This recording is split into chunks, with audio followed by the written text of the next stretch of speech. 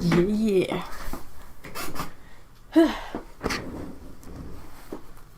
Hi guys.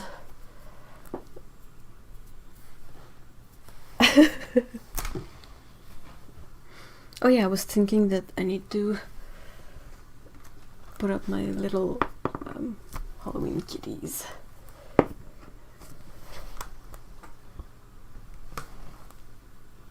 Happy Halloween!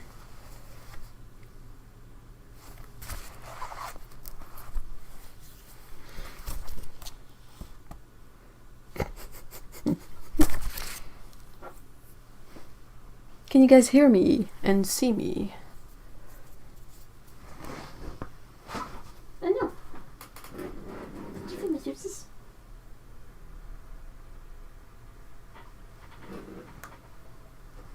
As-tu bien ma beauté? Oui. Ah, ok.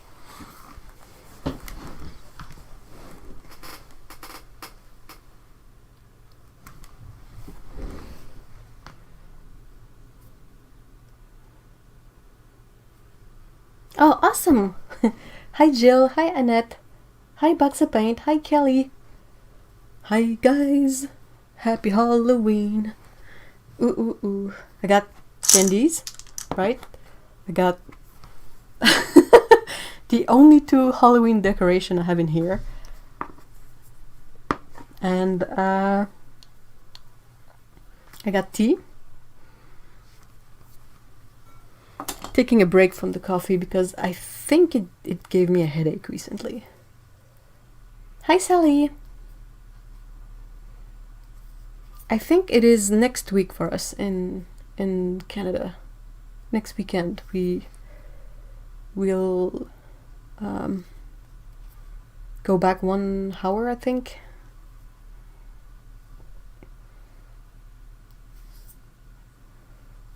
I really wish we could be done with this nonsense, actually.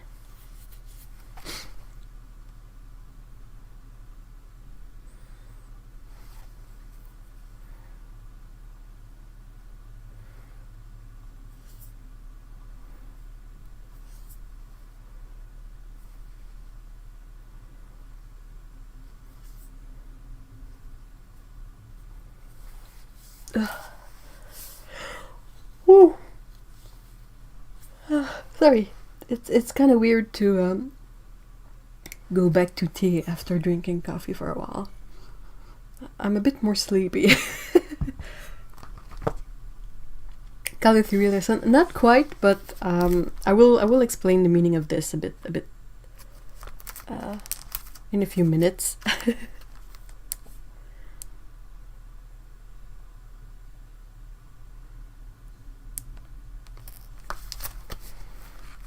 This wonderful little thing that is actually not that wonderful, but yeah.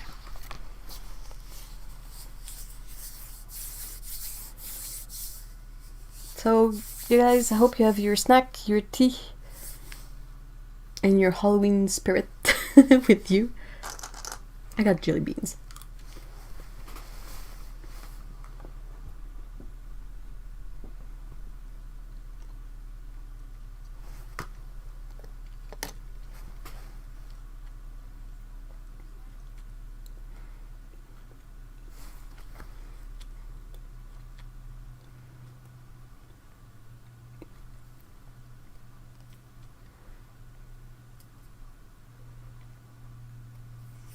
In USA, we set clocks back tomorrow.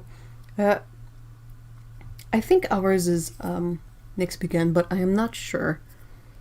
I never really quite know when it happens.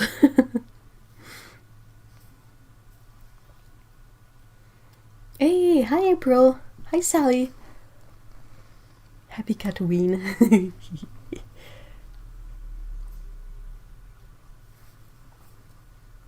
It's the weird week where we're all an hour closer. Yeah, it's kind of overlap week. That's really weird because not only are we doing the daylight savings thingamajig, but we decided not to do it all at the same time, so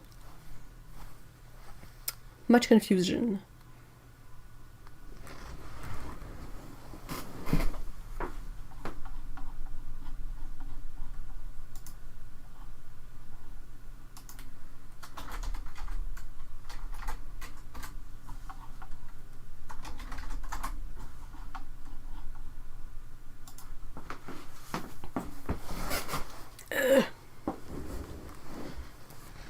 had too much coffee today and I was shaking and running all afternoon. Ooh. Yeah, that might not be ideal either. But yeah. Hey Alex! Hi!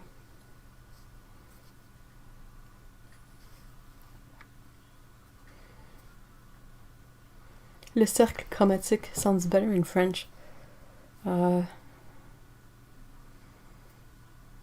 what, the color wheel? Color circle? Chromatic circle? I couldn't draw a straight line. Oh my gosh, that sounds like a lot of coffee.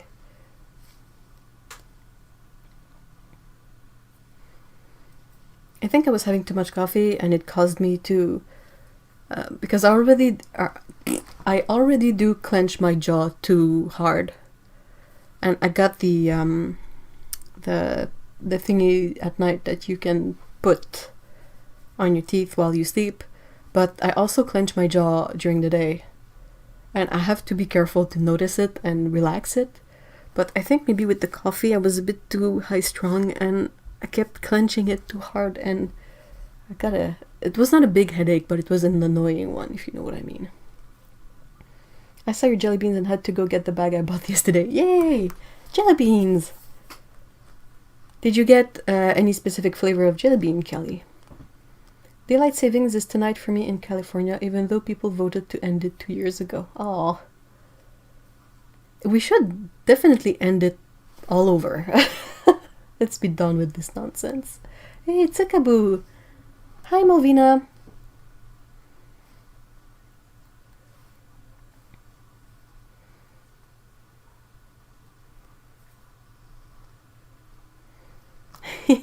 I'm thinking about it. Zygmunt is quite the Halloween bird. It has the coloring that would fit well with the day. Sour jelly belly, yummy. I have some of those in there.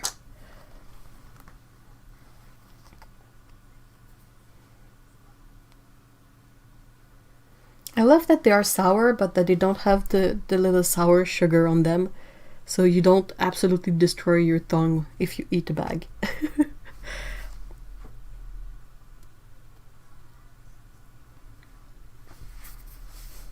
Hi, Mikey!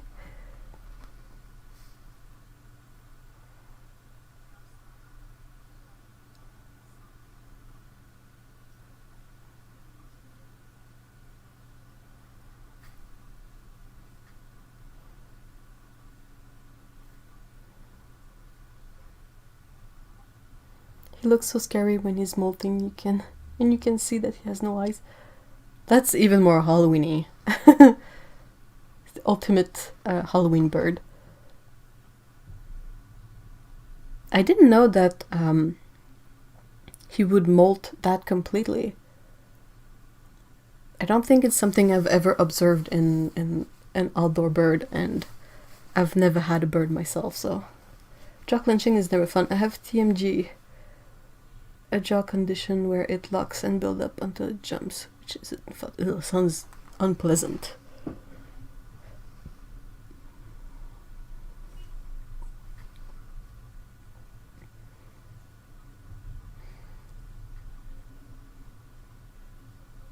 I don't have TMG, but I do have the very common bruxism issue. And I mean, it's bad for the teeth because you clench your jaw and you sort of ruin the enamel on your teeth, but it's also really hard for the jaw muscles. And it can definitely make a difference between having a lot of migraines and having a lot less migraines, to have this thingy that will cushion the clenching. Hey Lee, hi. It's okay. I'm still waiting a bit for people to come in. The stream was hiding. You would think, since YouTube has this whole streaming thingy going on, that they would maybe like make it better. You shouldn't be bald, but birds sometimes have problems. Oh, okay. Oh, bald, okay.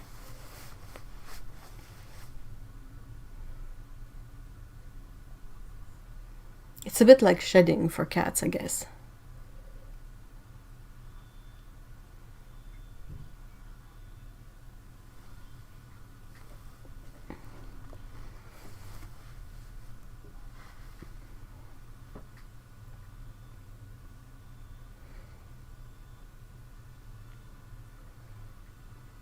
I'm giving in special vitamins, but it's not helping at all. Aww.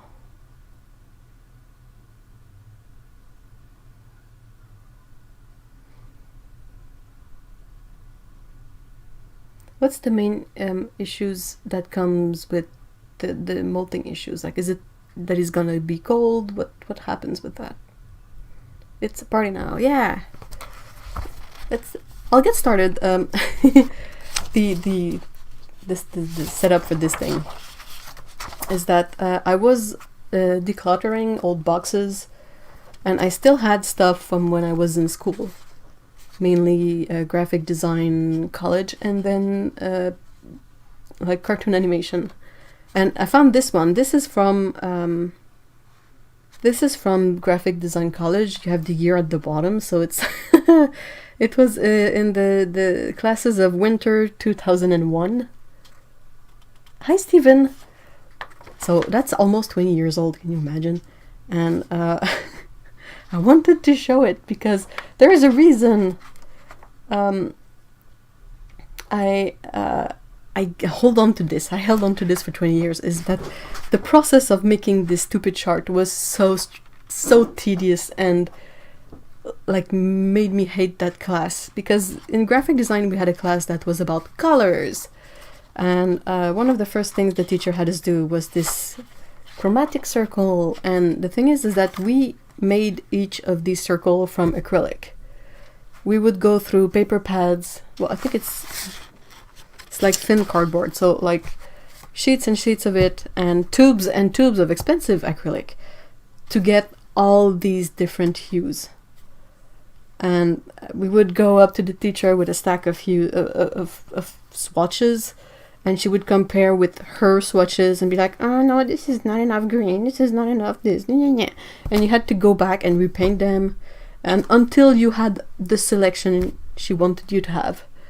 And then you would cut out the circles and glue them around this. And I remember really hating it. It was really a waste of time and a waste of resources. And I'm personally a bit bothered that there is not a step between these two and the yellow. Like, I feel like you could have another color in here and another one here. And then we had this sort of acetate overlay that you could put on the black one and be like, oh yeah, okay, so this is the primary, is this.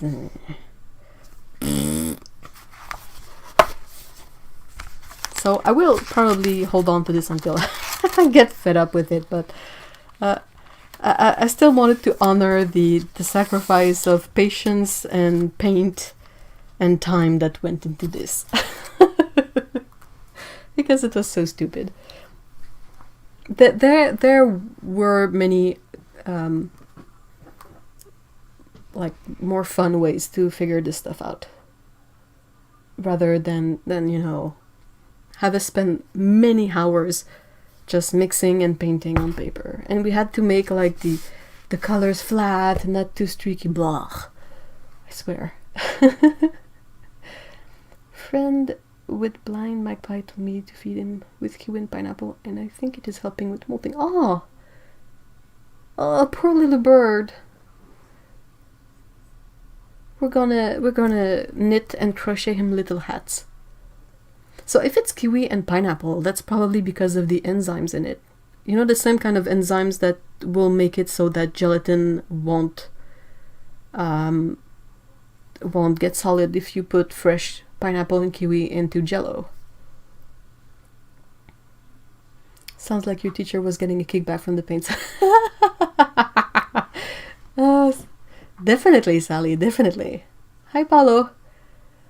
There was a couple of instances of teacher having us buy stuff that was like definitely made by their friends and whatnot. Like, oh, go buy this poetry book and we'll have classes on this poetry book. And it was a nightmare.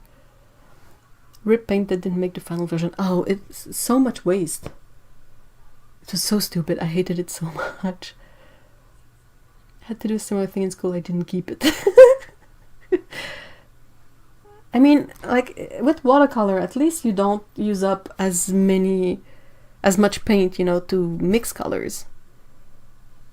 But with acrylic, I remember one of the 3 colors that we had to use was a bit more expensive than the others, and it was always the one that we would run out of the first. So yeah, I really didn't like that teacher. Not just for her color chart, but for everything else. She would really get on my nerves. Yep, I can't eat both. No pineapples and no kiwi for me. I had once made by a friend, but he was afraid of it. Oh no! Oh no! Aww. There's an online course outline. Harding, they make you reproduce a lot of Munsell color chart. I mean, it's a really good exercise to practice mixing, but yeah, you can sort of do it, and you don't necessarily have to reach a certain specific color that, like, you will learn anyway how to mix if you just do it for fun on a sheet of paper. You don't have to build up this stupid chart. I had to make a color circle too for a class, but it was an approximate thing. We didn't have to throw away any effort due to not being exactly right. Yeah, that would be perfectly fine. Hi, Amisha. Hi, Patricia.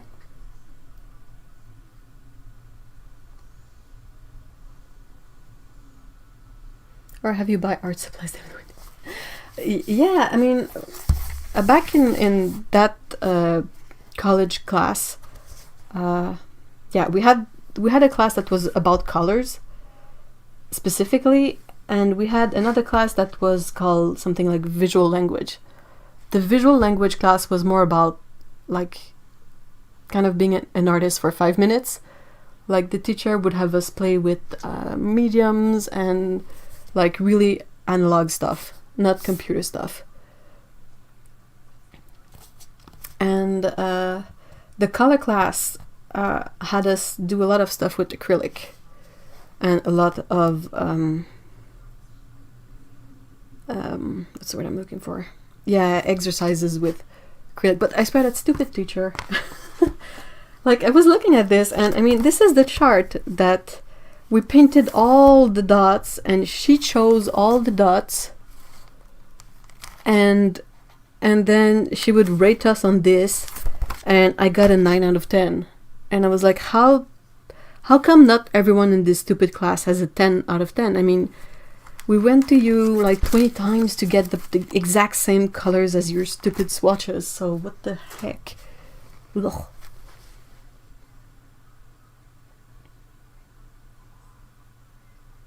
You know, guys, bird without feathers is so small.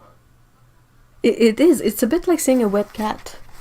Like, if you have a cat that's a really long hair cat and you see them wet, it's a bit like, whoa, what is that? And the other thing I wanted to show really quickly is these experiments I've been working on.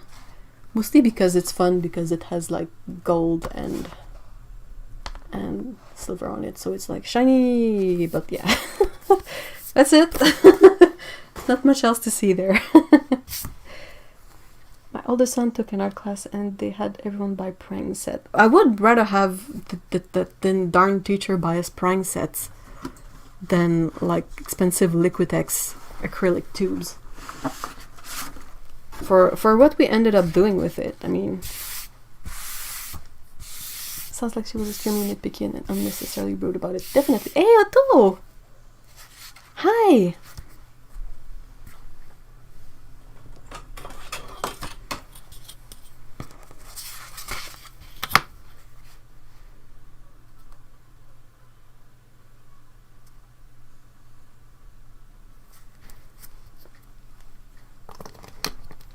So sorry, I'm like, hey, don't worry. I know it's the weird week where everybody's not at the same time, and might be really difficult to match it up. At least it's just a week of difference between both, but yeah.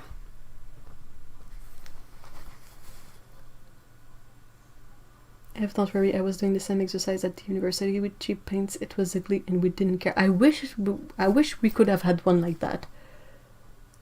What did I miss? You missed me complaining about a stupid exercise we had to do in college for graphic design with a teacher that I didn't quite enjoy. And she had us do this color chart, this color mixing circle. It's acrylics. And what she had us do was she would have us paint a zillion swatches of colors, of mixes, and then we had to go to her at the front at the desk, teacher's desk, and like she would select our swatches if they matched or not her reference swatches, and if they did not, we had to go sit back, mix more paint. Like, we went through way too much paint in that stupid exercise, and I mean, ultimately, it was so dumb. And like I was saying, like, since she basically saw all the swatches before we handed in our chromatic circle for evaluation, we should technically all have had, like, a solid 100%, like 10 out of 10, but I ended up with a 9. And I was like, what?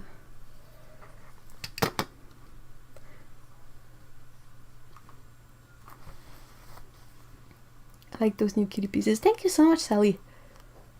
I've been watching a lot of art from certain tarot cards from the 70s. Colleges, man. I've had the calculus class where the required text was university specific, authored by a few professors, and a new edition every few years. Oof. 300 ways to... Professor always referred you to the book if you had questions. Dude, no. Ugh. I had a teacher like that too, but at least it was in high school, so it was like, cost me 0, but I would have kicked his ass. Literally. He was teaching physics. And instead of like teaching us physics, he would be like, oh, go learn by yourself. This is the new method of learning. And you will understand better if you figure it out yourself. And I'm like, okay, I can sort of understand if you want me to figure out color mixing by myself, because that's quite straightforward. But physics? No. No.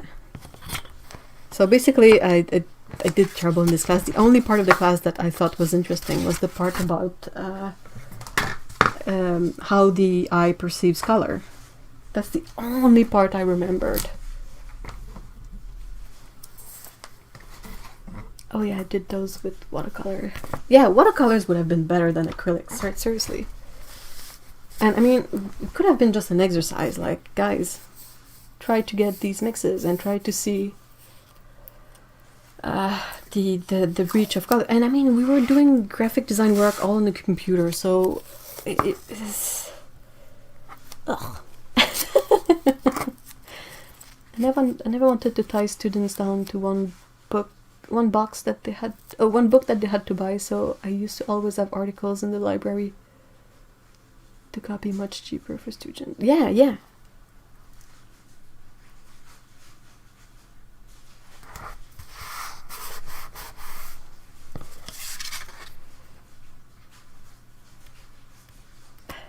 Thank you, Paulo. Have a nice evening.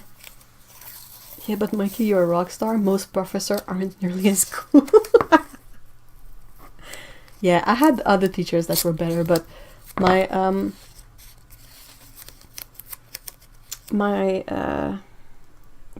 photography and that color teacher that I also had for a live drawing class didn't quite get along with them. Oh, and I had a stupid freaking sculpture teacher that was not my friend. So I think that was in animation, not in graphic design.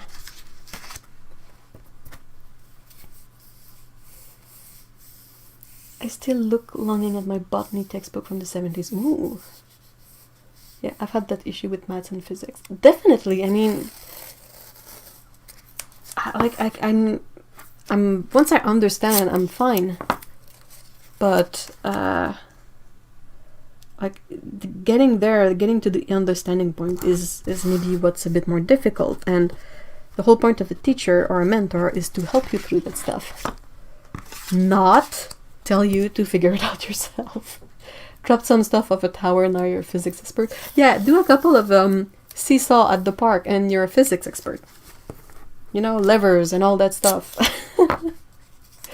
Acrylics can be even more expensive. Yeah, they are even more expensive because you end up using more of the paint to get the effect you want. Watercolor, the advantage of watercolor is that you only need water to work with them, so you can just open the tap and you're set.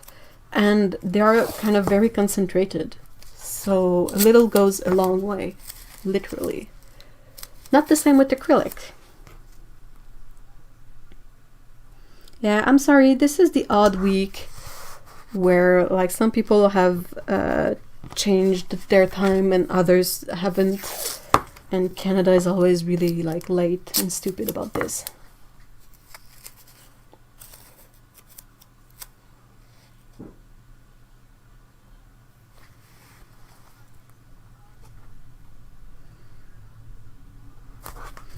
So yeah, what I was saying about the color circle auto is that I hold on to it, like even if it's almost 20 years old, I've kept it just because I want to honor the amount of paint, time and patience that was sacrificed to get to that. I'm like, dude, I feel like I haven't used up its investment yet. So I hold on to it. And it kind of makes me laugh every time I see it, because I'm like, oh yeah, that. I remember that.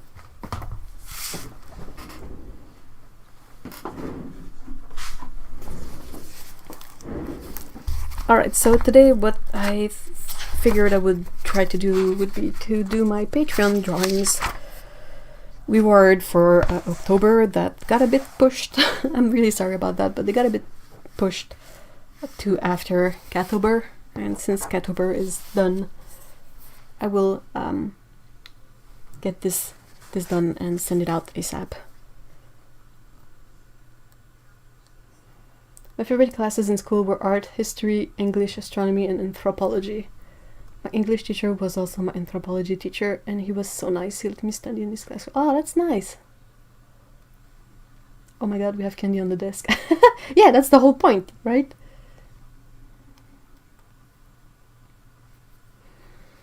I really enjoy art history classes. They're really fun.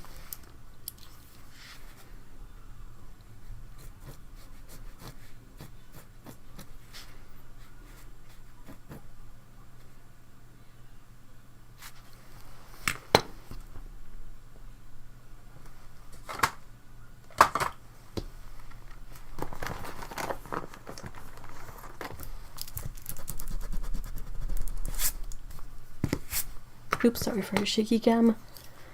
One day I will have a setup that the camera isn't tied to the table. One day.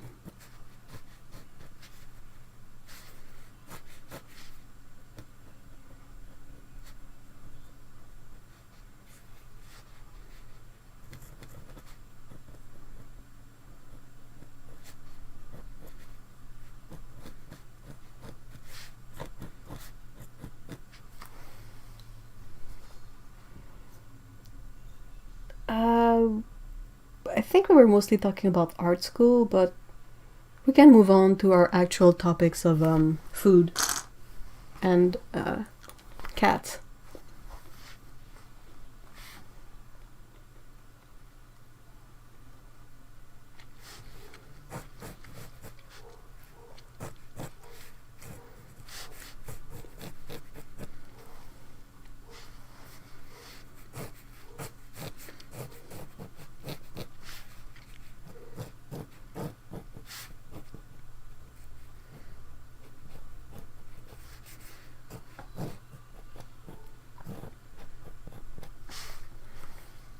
I'm sorry, I've got a really bad stomachache. Oh no. I really hope it settles quickly, Otto. I wish I could send you some ginger ale. Some kinda dry.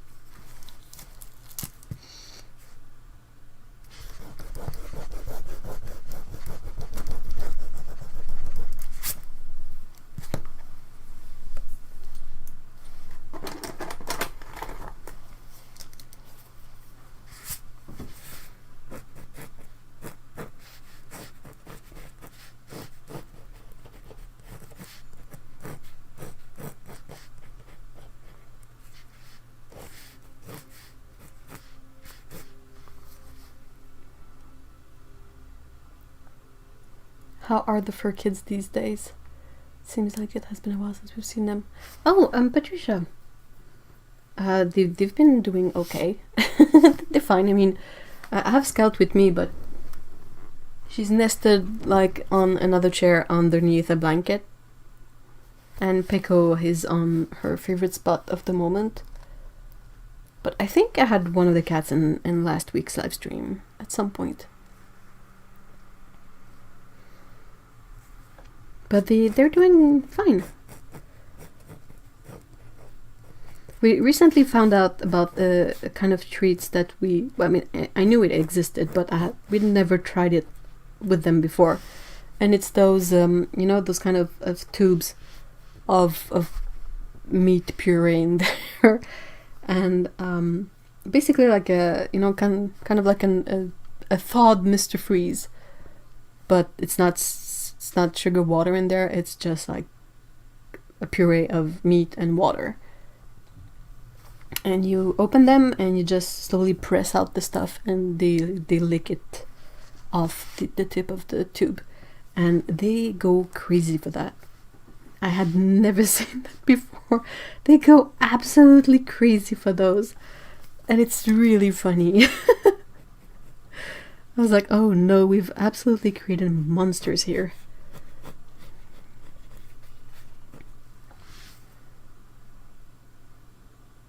Yeah, the ones we have around here are called Cat It. Or are made by Cat It. I know there's many, like some are called Churu, I think. And you have many brands, and depending on where you live, many names for it. But, dude, that stuff, I don't know what they put in there, but it is a big hit. Oh yeah, I wouldn't give them yogurt though. Maybe dogs can do dairy, but cats are not supposed to have dairy, even if they will try to have it as much as possible, but it's not exactly good for them. I mean, it smells like we get the salmon one and it smells a bit like salmon. It's only just like salmon and water, so there's not much room for gross smells in there, but oh my gosh, you go crazy for them. And they remember it, like good luck trying to make them forget about the tasty tubes of food. Sorry, it's not really good. Okay, phew.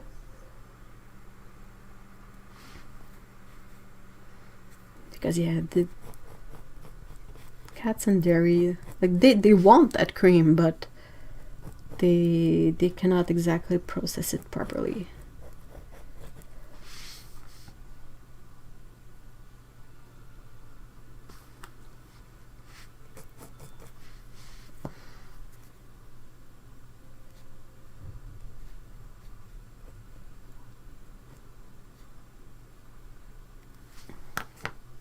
Hold on.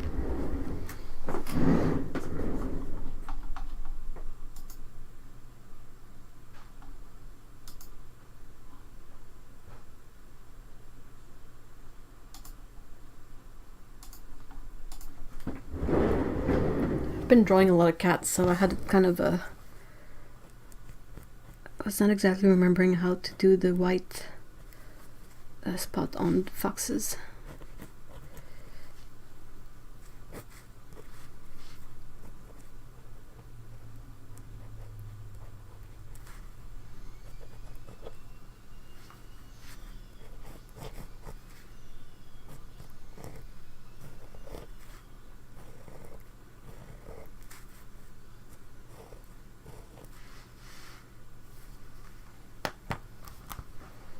It's a great way to hide medicine. Yeah, butter is also a great way to hide medicine. That sounds great. I'll have to search some out for Sydney. She's pretty bored now that I've had to close the windows and the birds have left for this. Aww. Have you tried to set up one of those YouTube videos that are like made for cats? It's like a bunch of birds doing bird things. Sometimes it works and it can entertain them quite a bit.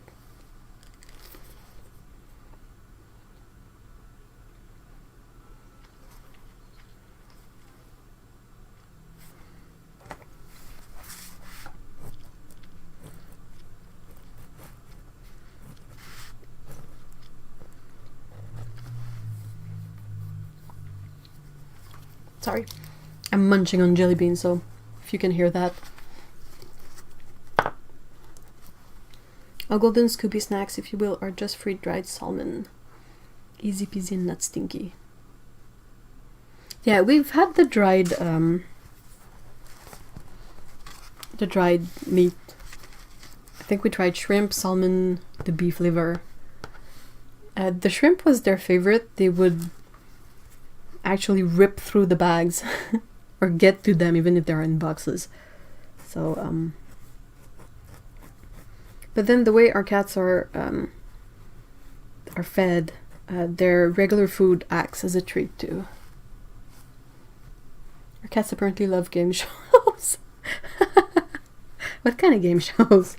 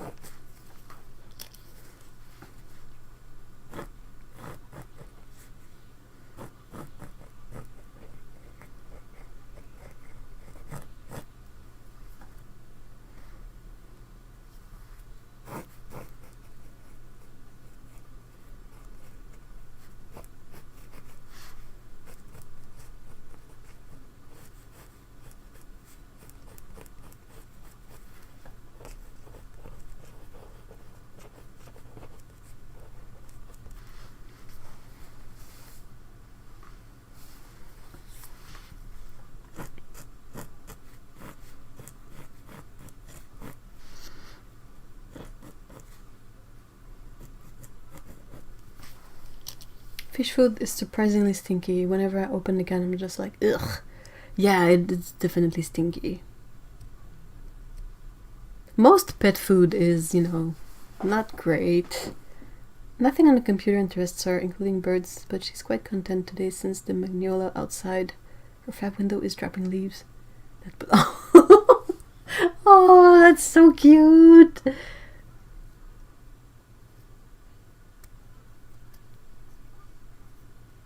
That's so cute. Aww. Sometimes it happens with the first snowflakes too.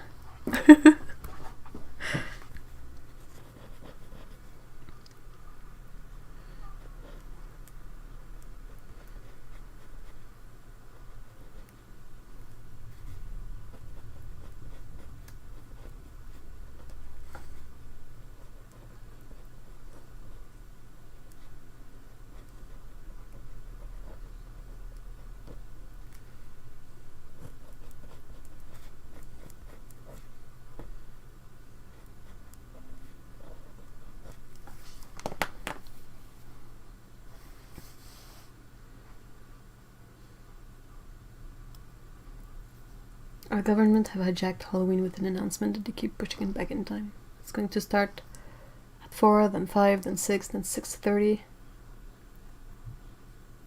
Oops, that did the trick. Did you get a lot of trick-or-treaters, Box of Pain? Hi, Lucine. Hey, Barbara, hi.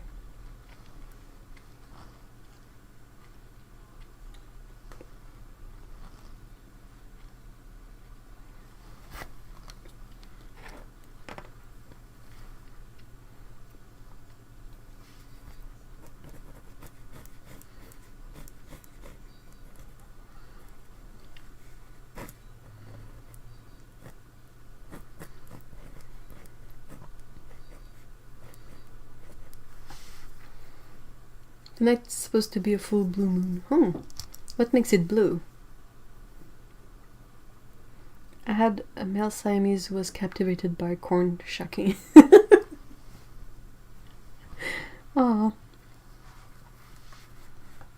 We have a bird feeder, so that provides some nice entertainment. And then there's also a lot of squirrels and cats.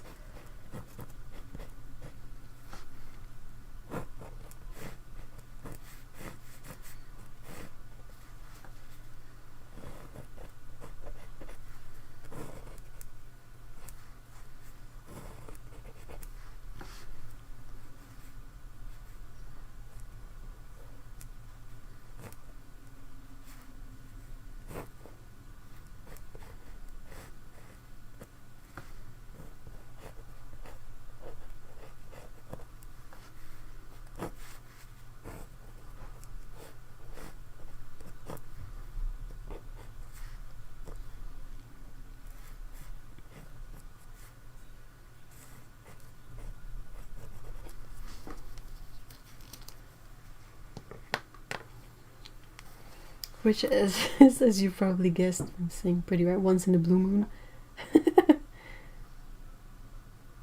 Blue moon is the second full moon in 1 month. Ooh. On Halloween too. What's gonna happen?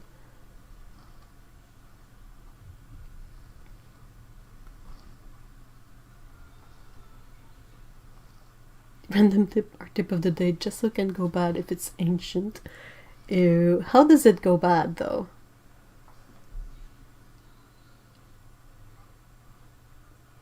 Like what happens?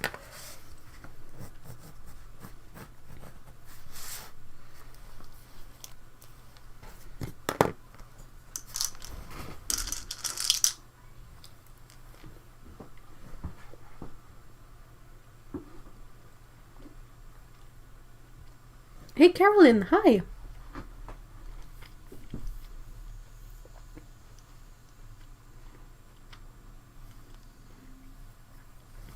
Don't worry about being late. It's a really weird week because of all the different time zone time switches.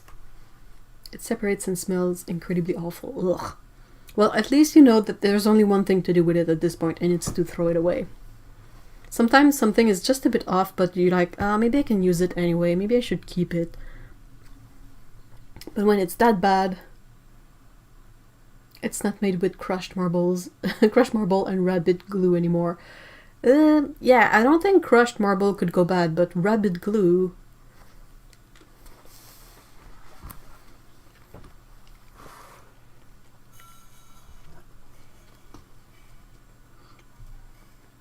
tea.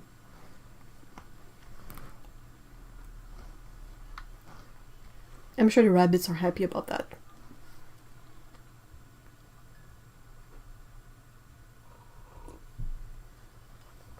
I could taste the smell. Ugh.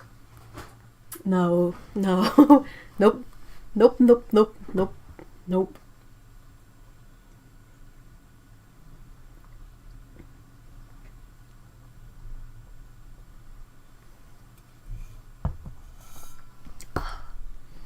Good tea.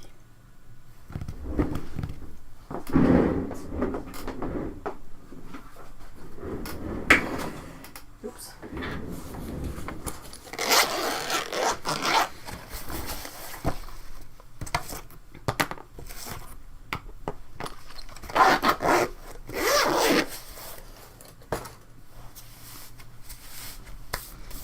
Okay, so So let's try inking this.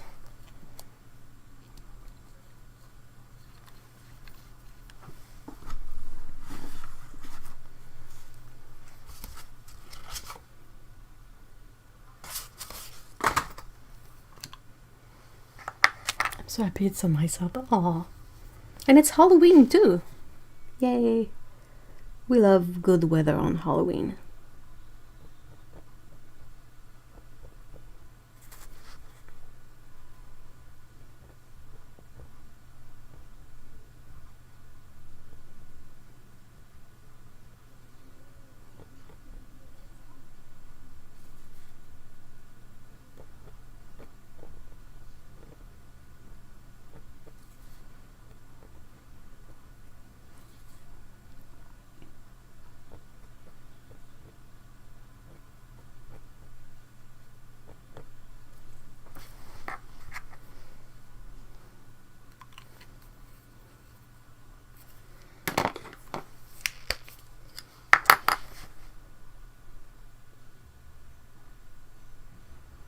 So, what has been a highlight of last week for you guys?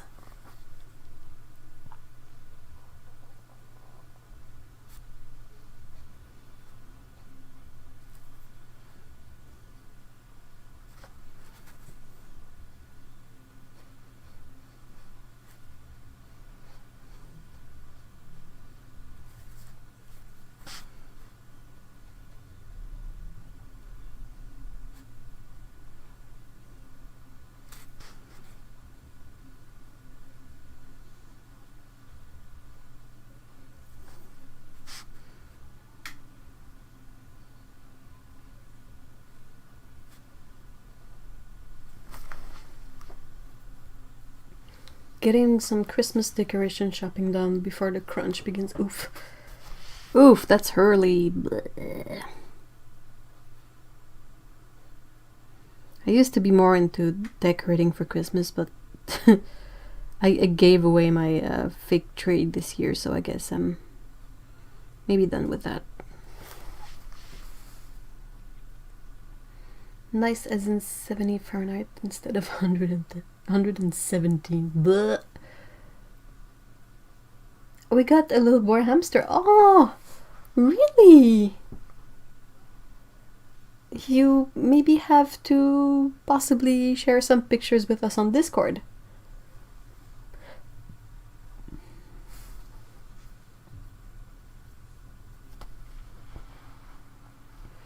My son had a virtual dance last night, watching him dance in the kitchen with my mom and my brother. Oh, that sounds really nice. The week's highlight was getting an old table for my bedroom at the place I'm staying. Finally have a space to try it. Oh, that's great. Yay. Best part of our week here in Florida, is the weather switch instantly from muggy summer temps on Thursday to fall temps on Friday. Yay.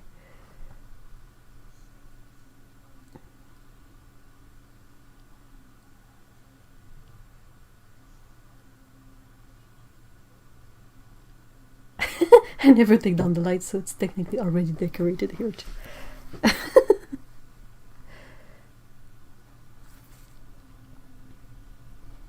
I kind of miss the Christmas lights that we had before the LEDs came to be a thing.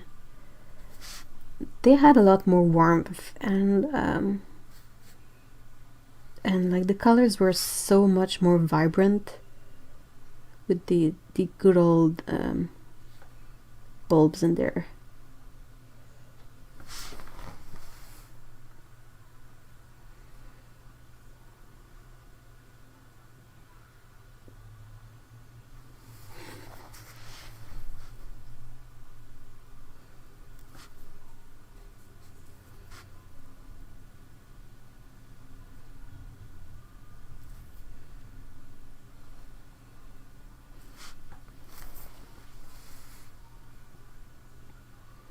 My husband won't take down Christmas decorations until approximately Easter, so I'm making him wait to decorate till after. Yeah, you technically, in my book, you cannot decorate for Christmas before the 1st of December.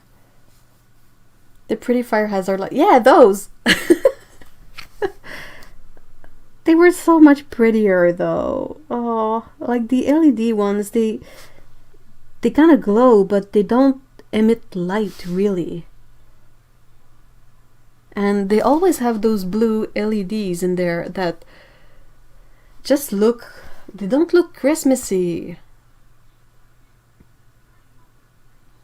Not the big ones. The big ones, the big bulbs were usually those that you would use outdoors, but you also had the tiny ones for indoors. The ones that, if they were like a certain type of cable in there, if there was one light that was out, the whole set wouldn't work, and you had to figure out which one.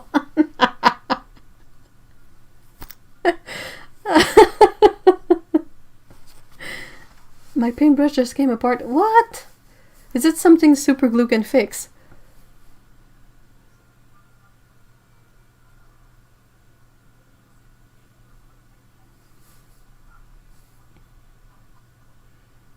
Those were true Christmas lights. Right. They were. The hamster is named Humphrey Ferdinand. That's awesome. You can get the warm LEDs too. Yeah, I have the warm LEDs and I don't like it. It's not the same. Like if you want to get colored sets, you don't usually get warms in there. It's mostly, unless it has changed, because I mean it could be better now, but they would always be red, orange, yellow, green, and blue. And they suck. They're so flat and lifeless and dead, and like if a house far away has them, you cannot even see those. Like they don't emit light. You cannot read a book close to those. I have a few sets of LEDs. I have cool white, I have warm white, I have colors, and they bother me, all of them. We had the old ones where one bulb would take down the entire set. Yeah, those. And then they came up with the serial ones where if the bulb was out, it would just skip that one and go to the next one, and you would let out the sigh of relief. But yeah, oh man, I miss those.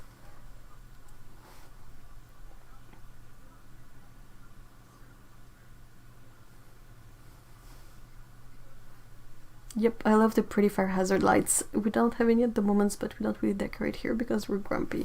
Yeah, the like if I get extra motivated, the most I do is put the lights in the window. I would do it like when Mr. E would go work outside of home, because I mean it was kind of fun to be able to light them when he comes home and he can see like the fun lights as he arrives. But now I'm not entirely sure what I'll do this year. But yeah, I miss those. Like I see sometimes people, they light their homes with only blue LEDs, and I'm like, but that doesn't feel Christmassy. I get really confused. Where the paint would start to chip and you had tiny clear spots. Yes! And it was kind of always every year there was a bit of a treasure hunt to try to find, you had replacement boxes of bulbs, the tiny one and the big ones, and every year my mom would go to the Canadian Tire, like the hardware store, and try to find boxes of the more rare colors, like turquoise and purple. You didn't have any blue colored bulbs for those. Never. It was always like a red, maybe orange, I'm not entirely sure, a yellow, green, and white. No blue. And if you could find turquoise and purple, then you had something really unique. Oh, there were pink ones too. Yes, there was pink lights in there. Oh man, I miss it. Those were the good ones.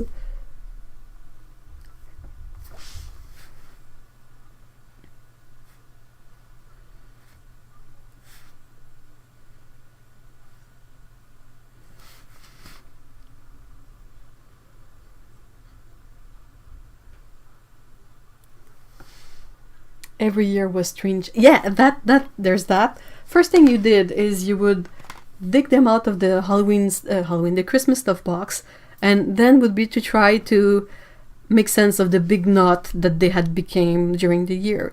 For some reason, you tried to store them all nice and proper, but comes Christmas next year and they're all like tangled up. So you had to untangle them, then plug each set in and try to find out, hopefully like all the bulbs are still in place and there isn't one somewhere that's just a tiny bit out, so it's not registering and it's not lighting up. Oh man. I have a purple mini Xmas tree with pink lights and I mix it up with purple and blue lights too. It's like a princess tree. I remember the first time there were purple ones, I flipped out. I'm so old, I remember having purple... I remember them having purple horseshoes to Lucky Charms. Well, we're of a similar age, so yeah. And you know, the good old tinsel that was quite a hazard as well.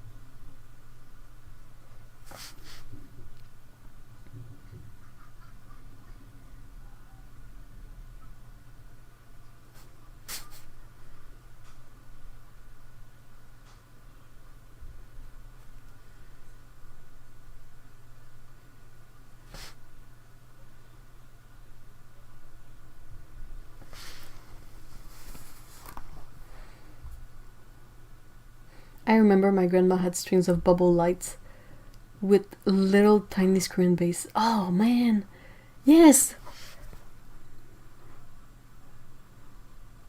I mean, I remember a time when people would put actual candles in their Christmas tree, so... not that I've lived it personally, but like my mom and my grandma would mention that, and I was like, oh. Cat tinsel, but yeah, my cat was relatively good. He wouldn't eat it, but he would. He enjoyed going under the tree. So whenever I would come out of under the tree, he was covered in tinsel because it would static cling to him. We probably had paper chains all over the ceiling with a fire blaster. Oh yeah, paper chains and you know this kind of crepe ribbon, like they sold them in roll, and it's like crepey paper, and you could buy different colors and have those as like hanging around the ceiling and all that.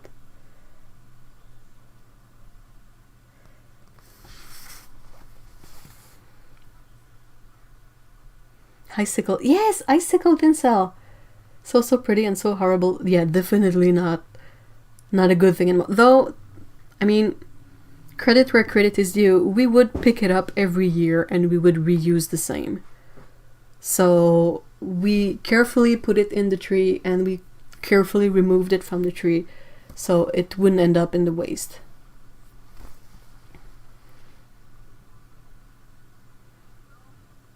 Dude, real candle in the tree, that's like a boss move. That's a fire hazard.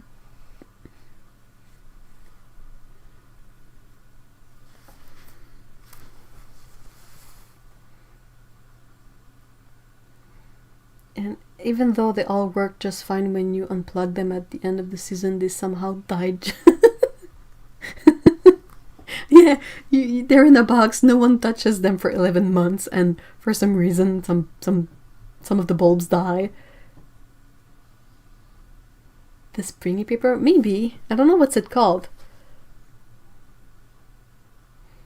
It was about like this wide, and you could like either use two colors and sort of twist it around to make kind of a cute garland-y type thing. No tinsel was allowed in the house. My mom liked a tidy tree, so we used garlands. Yeah, it's basically tinsel on a string, right?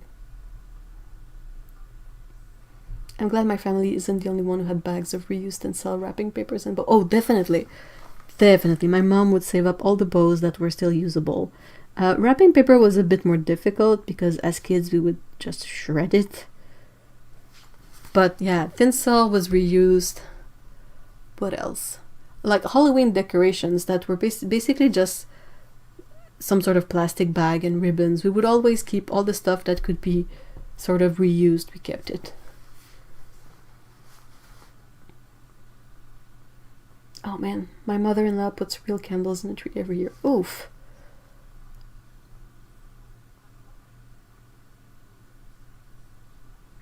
Did anyone make popcorn strands? How do you make that? Do you use like a needle and thread it through the popcorn?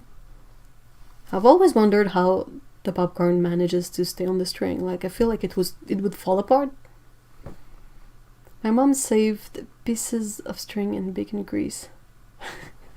Dude, saving bacon grease is just clever. Because you can cook stuff in bacon grease and it tastes amazing. And like since bacon is a lot of grease and not a lot of meat, it's kind of a waste to just get rid of the bacon grease.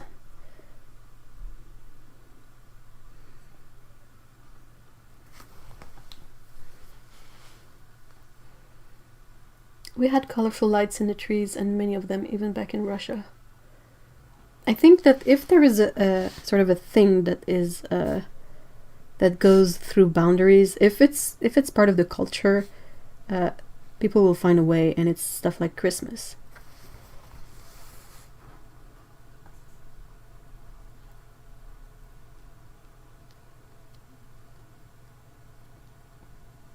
Did anyone here have ribbon candy?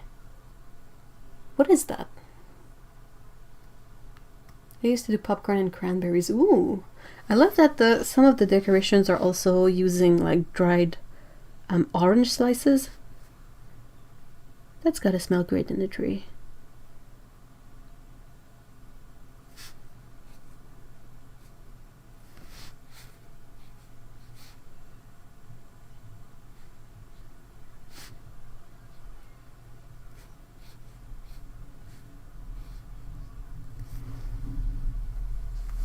That's exactly how. Sewing needle. Oh yeah, sewing needle. Okay, so you kind of sew popcorn together. Ah. Does anyone else put bells on all the doors? Yes, we used to do that. Like we had boxes of tiny bells, and we would put them on all the cupboards as well. So whenever you would go to pick up a plate or a mug or something, it would go gling gling every time. So you couldn't be stealthy about sneaking up a snack, you know. Hey, fairy dust! Yes, we're talking about Christmas decorations, holiday decorations. There used to be a product called Jubilee Kitchen Wax that would dry white, and we had a set of holiday stencils and decorated all the windows. Oh, that sounds really nice, and it's really easy to clean up afterwards. Aww. What were those heat mobile thingies? Where the candle flame was underneath and it made the sculpture thing move in circles. Yeah, it's the hot hair from the candle would make it turn, yeah. My mom loves ribbon candy. It's flavored sugar candy shaped like present ribbon. The only ones I've seen that kind of reminds me of that, they look like small like pillows and have like the stripes. They look satiny, like you would have presents and ribbon, but they're not very long. They're just like a small hard candy. Was that on screen? Yeah. Oof. Oh, sorry.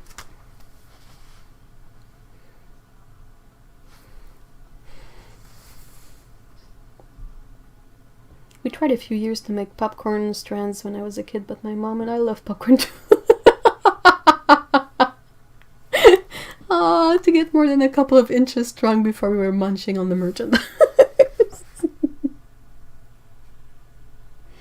I can see that.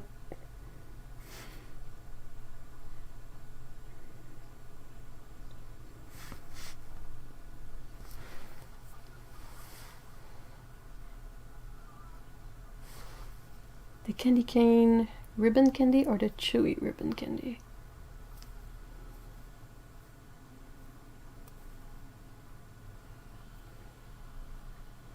We always buy a proper tree, not the fancy kinds that look all perfect. The really old school ones, the ones that make the whole house smell like Christmas.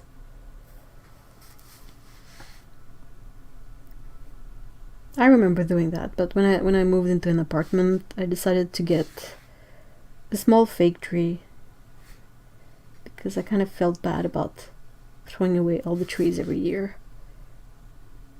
Like, it would be different if I had a way to make use of the tree once the holiday season was done.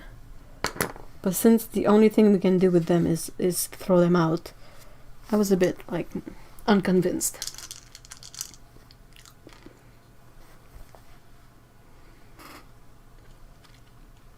Back to the happy place. Yay!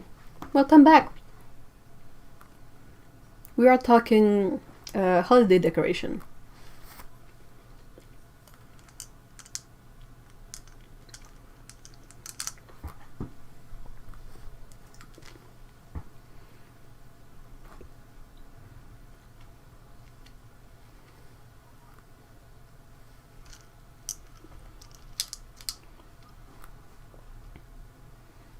The popcorn and cranberries strings were always something from the movies for me. Yeah, me too. We have to have a fake tree as I'm allergic to evergreens. Yeah, definitely, Jill. I'm glad the fake trees now, they look good.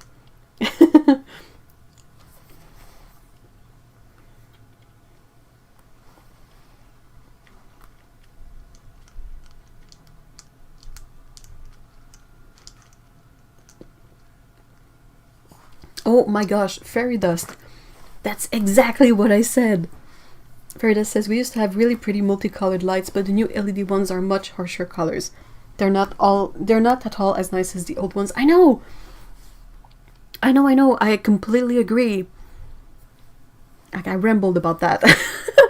I was saying how the LED ones, they kind of glow, but they don't light up something.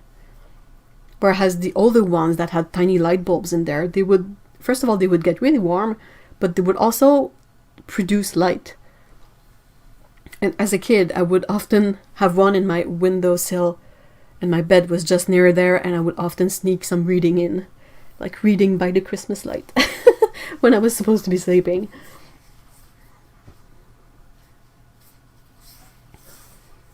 We're talking about Christmas decorations in the middle of Halloween.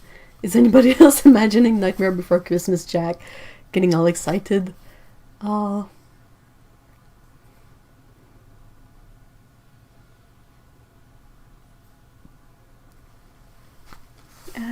Tsukaibu says, I remember when my dad was around, he'd watch us make our gingerbread houses. He wasn't much for making them, but he loved helping us demolish them. Yeah.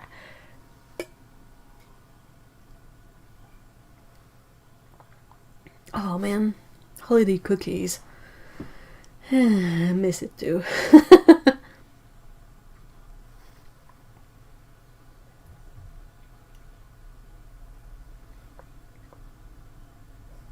Our decorations are all super old, many from back when I was a kid. A lot of them are ones we made as kids. Aww! It's definitely not an elegant tree by any means. Yeah, but it doesn't have to be an elegant tree.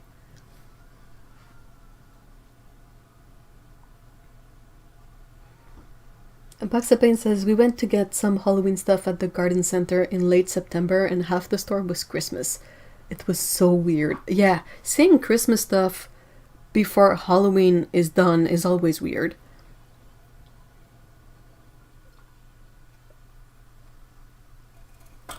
Some people recycle Christmas trees on the beach. They can help rebuild sand dunes back. Really?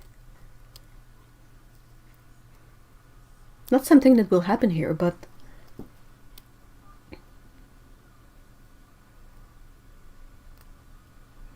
I'm going to make cookies with my grandbaby again this year. Yes! Yes! The cat cave is freezing. Yeah! More blankets!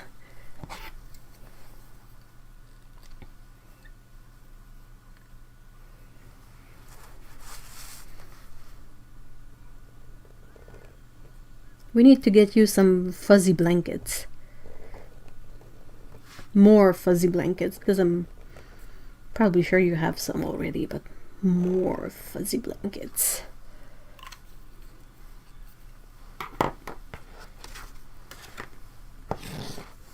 There's even the part owner of the elusive Betty Crocker cookie book for all the old recipes that her daughter. Oh, that's really awesome.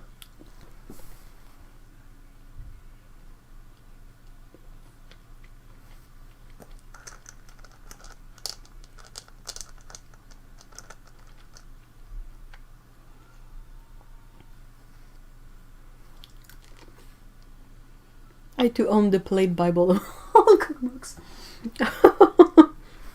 Hold on, I have to check what it looks like.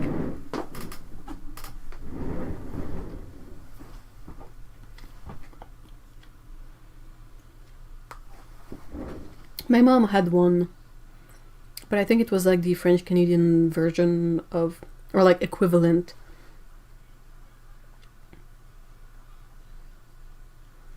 Betty Crocker cookbook. Oh, it's so pretty.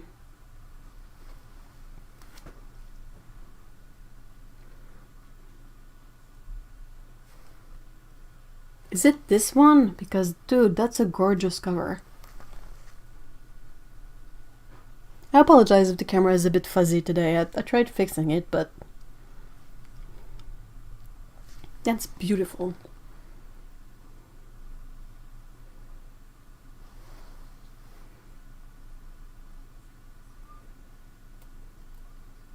I got the same cookbook too.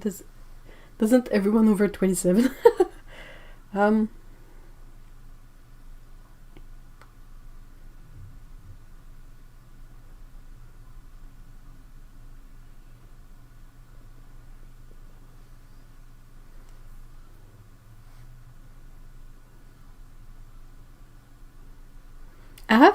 I have a book from my grandma that's like her new wife book.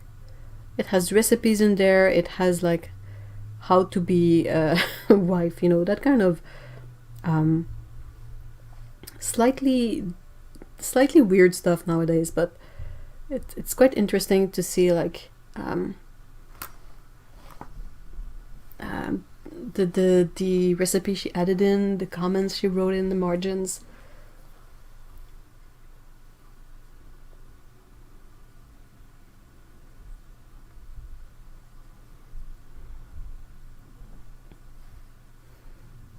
Oh yeah, that's the one. It's I think it's maybe hard to see, but it's a cookbook from the 70s. It says Madame Jeanne Benoit, so Mrs. Jeanne Benoit, La Nouvelle Encyclopédie de la Cuisine, the New Encyclopedia of Cooking. That's the one that was quite common to have here.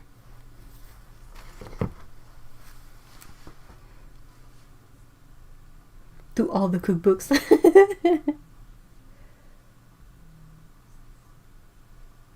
Okay, hold on. I'll search for the Betty Crocker one again, because I literally don't know what it looks like. Betty Crocker, not cricket. Good grief.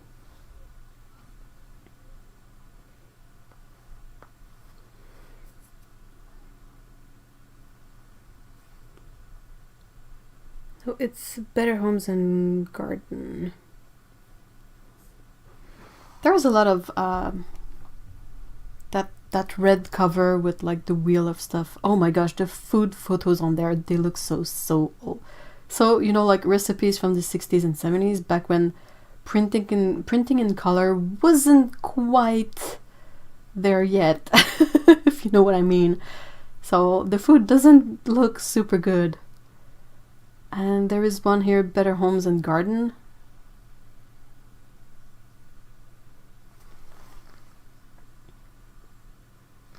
that has the plaid pattern.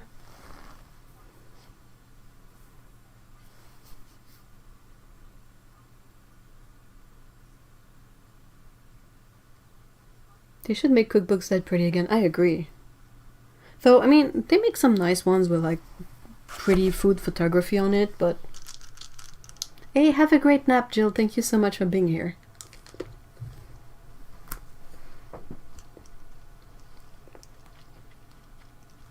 Wow, Amisha.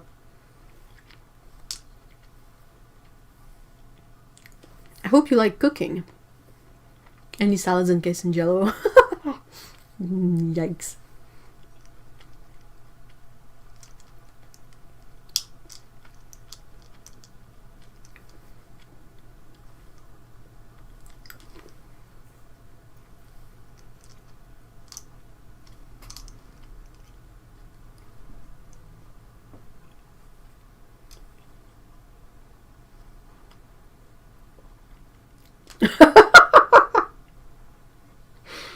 All the salads encased in jello, yeah, definitely.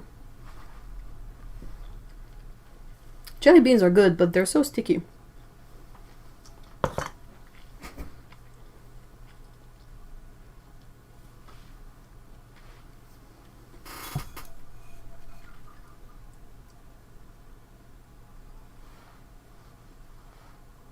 Savory jello is such a weird concept for anyone that has not grown up with it.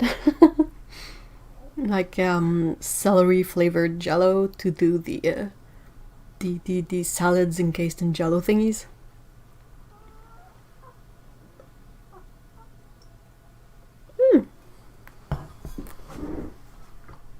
Qu'est-ce qui se passe là-dessous? Tiens, j'ai ma boulette. Tiens, j'ai ma boulette.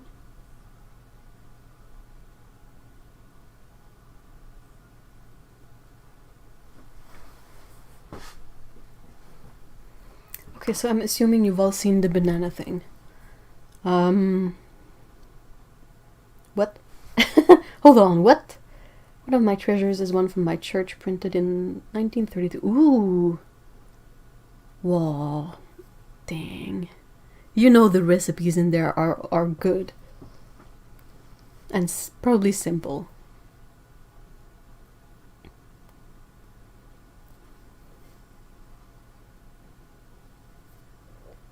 Head cheese, ugh. Please, no.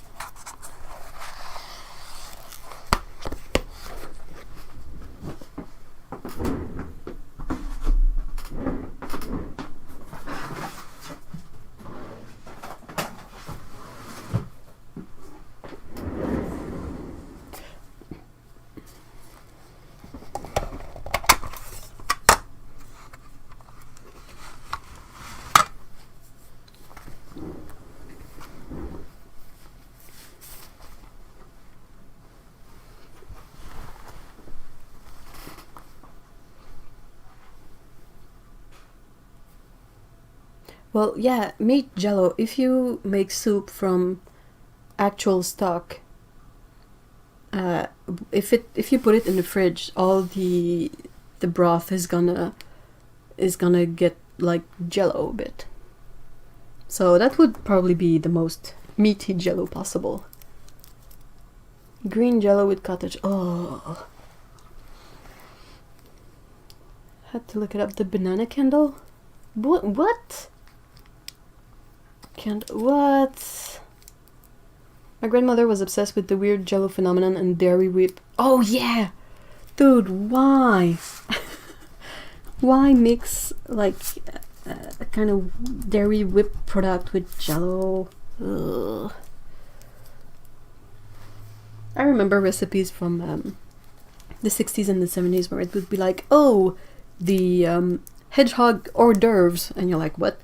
And it's basically they take like a lump of cream cheese and like put it there, and then they plant in like pretzel sticks and whatnot until it looks like a hedgehog, and you're just like, but why bother?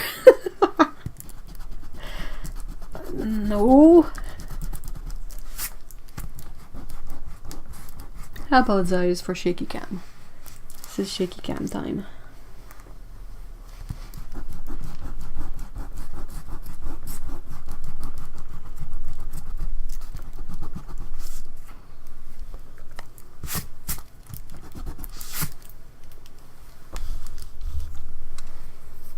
The only innovation with Jello jelly that I love is putting it in cake for a unique texture.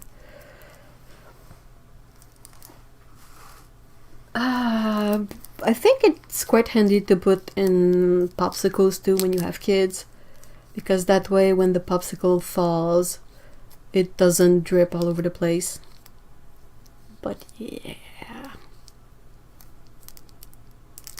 Every time the topic of weird old foods come up, I think of the banana candle salad. Oh, okay, now I have to see what that is, because what?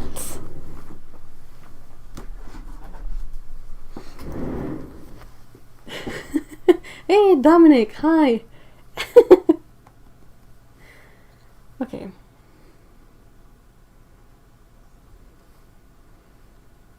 Banana candle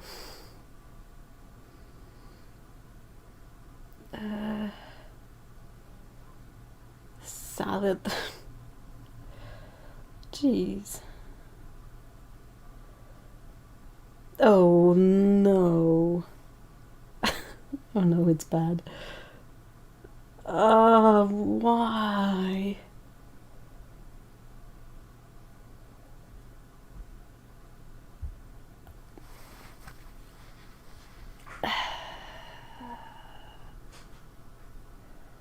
I think a part of my soul left my body and hasn't come back yet.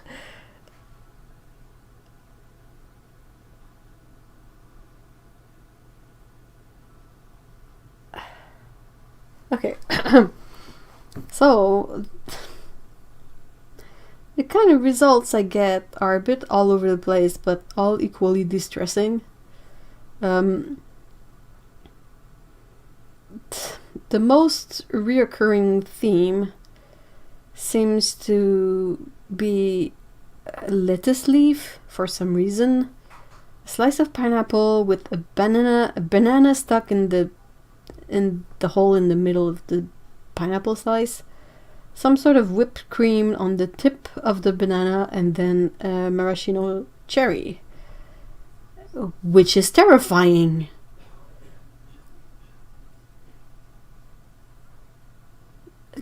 Blech. Some seem to use star-shaped jello instead of the pineapple one, and what's the name of that herb?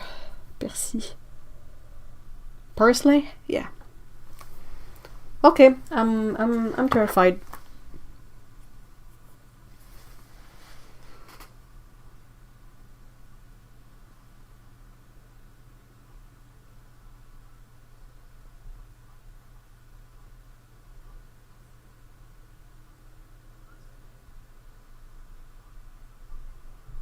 Oh no, that whipped cream is originally mayonnaise. Okay, gross. Blech. Yeah, je suis d'accord avec toi, Scout. Ça a pas d'allure. Ça a pas d'allure.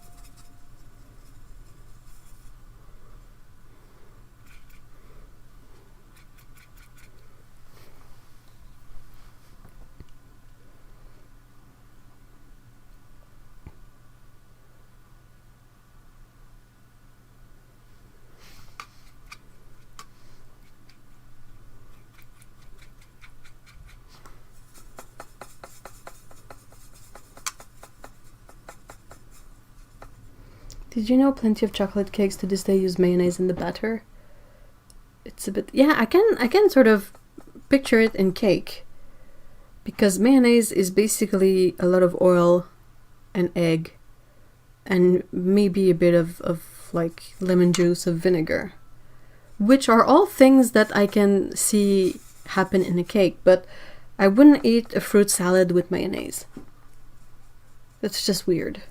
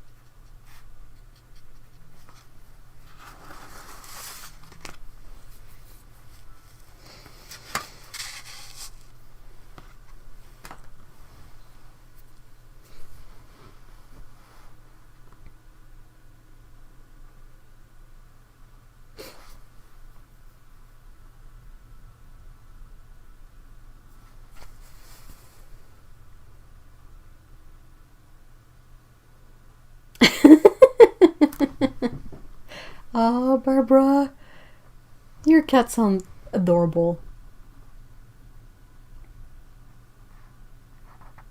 I think someone need to check the bubble wrap protecting Dolly Parton.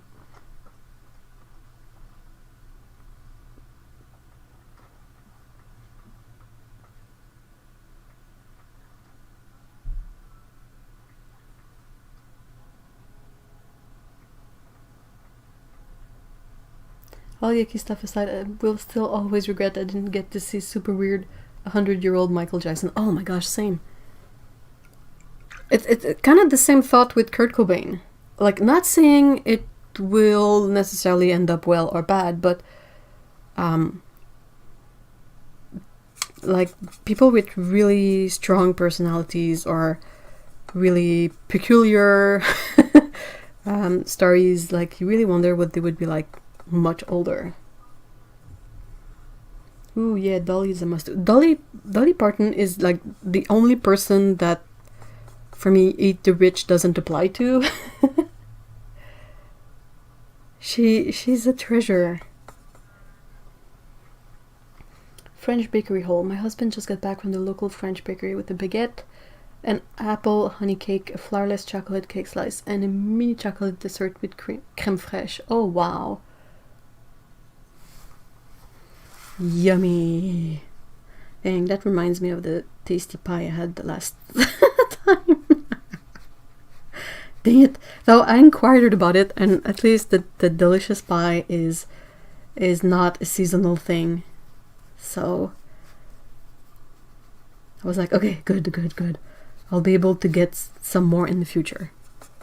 I don't have to eat up like a buttload of it now. I feel like Chair is up there with Betty. Hey, thank you so much for being here, Patricia. Give Sydney a few pats for us, and I hope you have a great week. And a great weekend.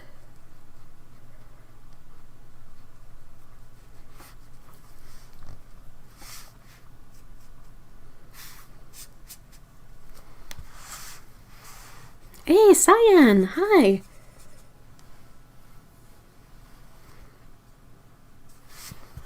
I think in the same year there was Bowie, Prince, Carrie Fisher, and like Alan Rickman. Like every single one of those a punch to the face.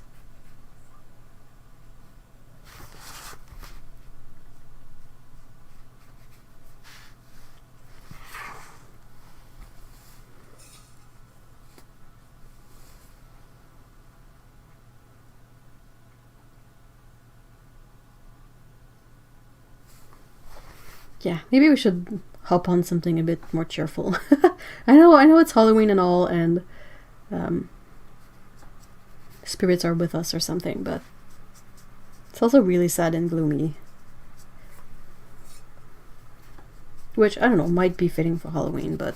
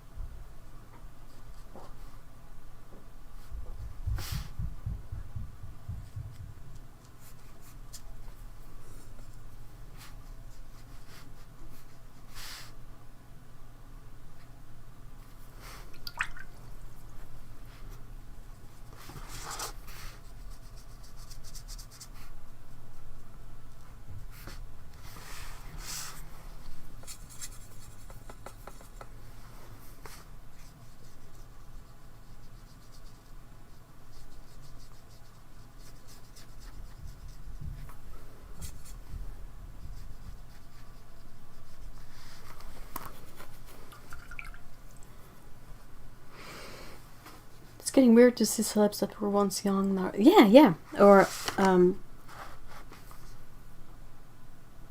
yeah, definitely. Was trying to say something, but I lost it.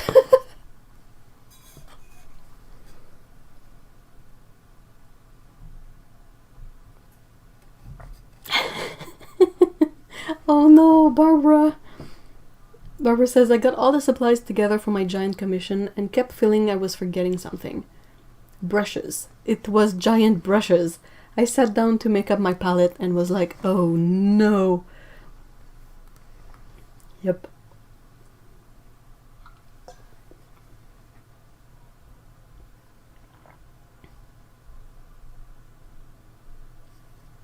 Oh. Fairy Dust says, I'm trying so hard to stick to my no-buy, but I saw a Christmas-themed set of handmade watercolors on NC and I want them so bad. Who's the crafter?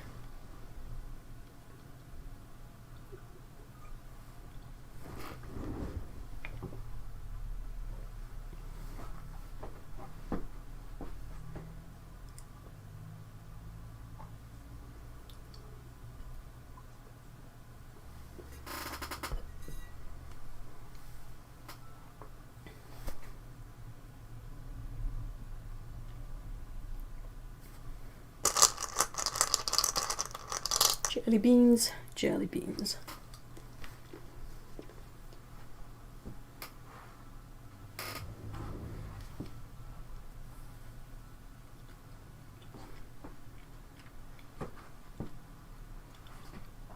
So yesterday I got a 2-inch to make happy trees. That's a wide brush. Wow.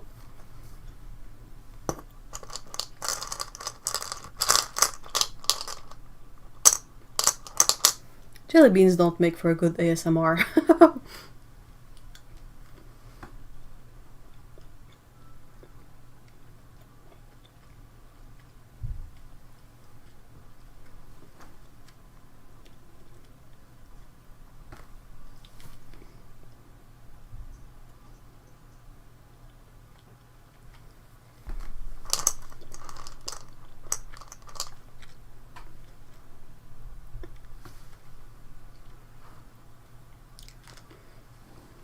Ooh.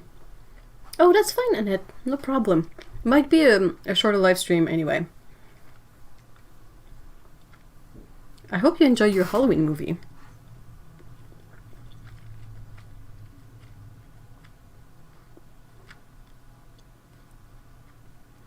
The paints are by Renaissance Colors on Etsy. Ooh, clever.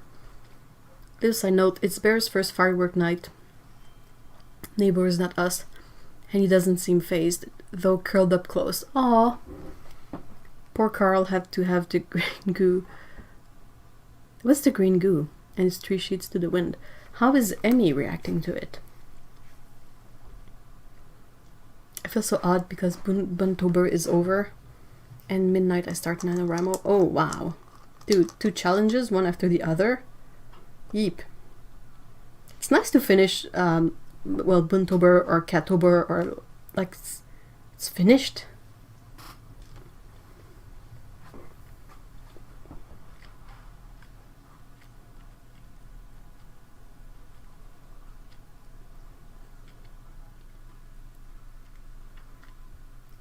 I found some Van Gogh washi tape on sale on Amazon this last week and I was able to get them finally. Oh, that's great. I had to buy one of those more modern looking witch hats. Well, it looks like it's your aesthetic. And you'll be able to wear it all year long, so why not?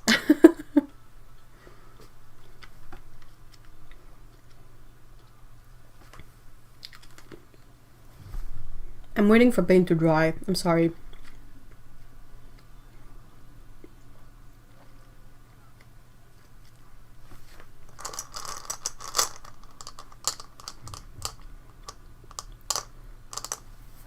I think it's called Soliel, or maybe Soleil, but it's made for daggos and fireworks. You squirt them along the gums and in a few seconds he's really calm, but not super doped up. Oh, that's great. Poor doggo. Annie only pretends to be scared and Emmy hasn't even flinched. Emmy is the smallest of the bunch and she's like, heh. This is the last day of Constantine on Netflix. What? Dude, that's a fun movie.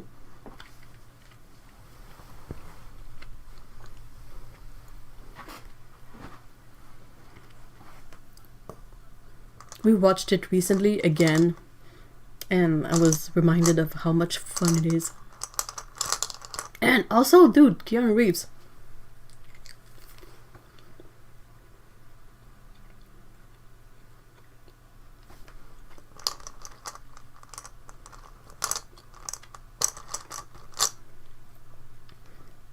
Jelly beans.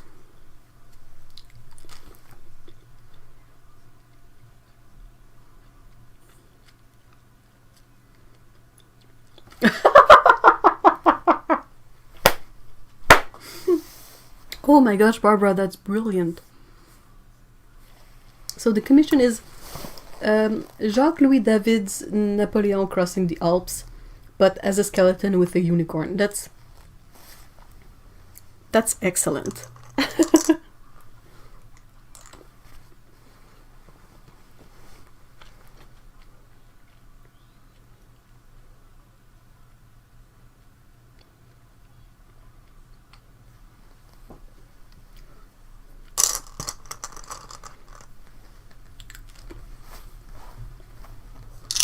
The sugar is kicking in. Thank you, sugar.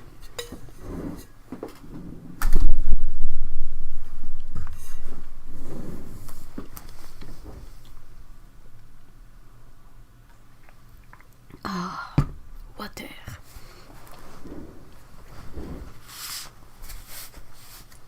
I need to look up Fox references because I forgot how to paint them.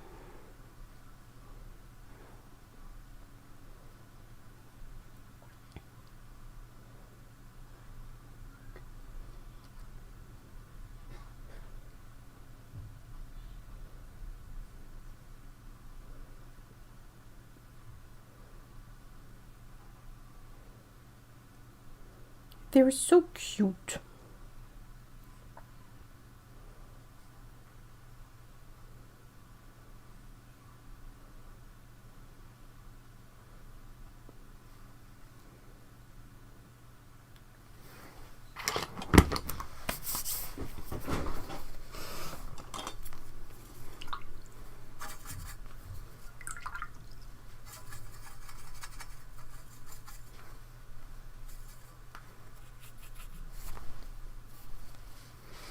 Not quite as awesome as tattooing Cthulhu versus Godzilla.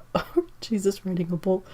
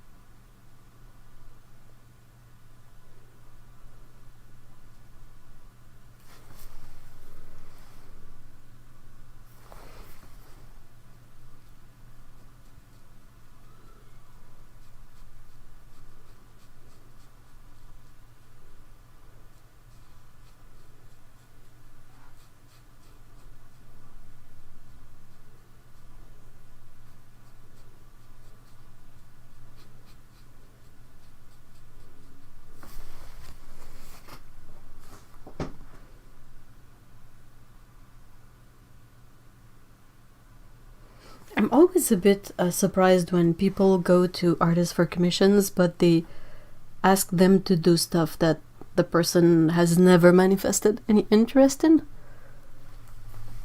Like Cyan is saying, like going to someone who has never shown any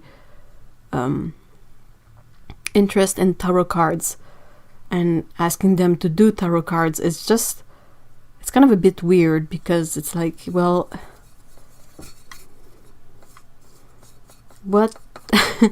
Why?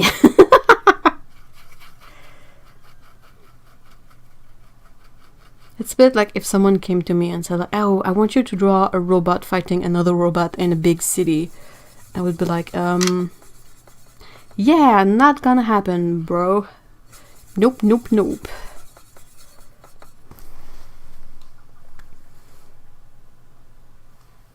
I miss tattooing so much. Why is it like on hold because of the whole COVID mess, or is it something else that prevents you from tattooing at the moment? Well, I mean, COVID is definitely going to be a thing, but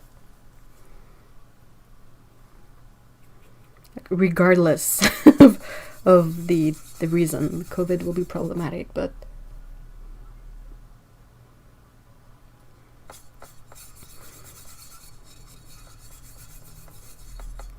yeah, I don't think I would go to an artist that has never done like series of pieces, or, you know, say, I mean, I keep mixing up my French and my English, but like someone whose art style you really enjoy, and to go to them and be like, oh, do you think you could, like, I want you to draw it in your style, but to do a tarot card set, that would be a bit more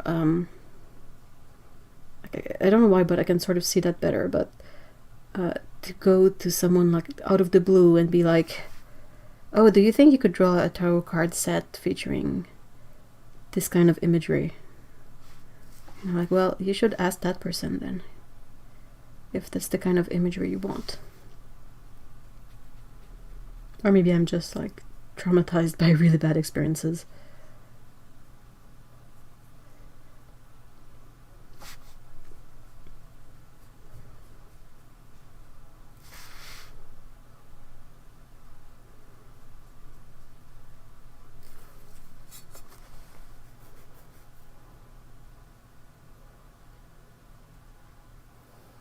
What I would totally buy are playing cards with cats.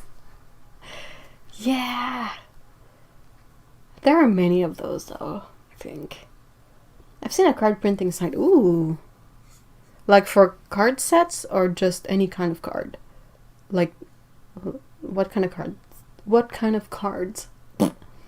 No, my dumb spine. Too painful to sit and lean all day like that. Oh, yeah. Yep. And I didn't have hands for 10 years. Wait, what?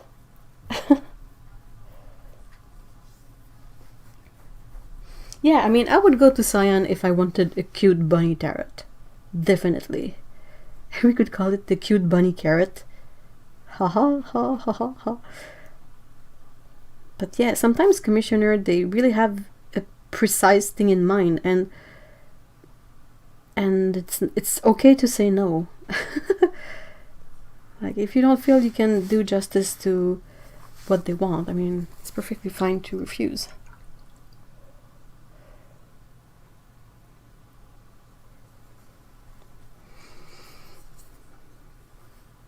I can still do it, but doing one lays me out for 2+ days. Oof.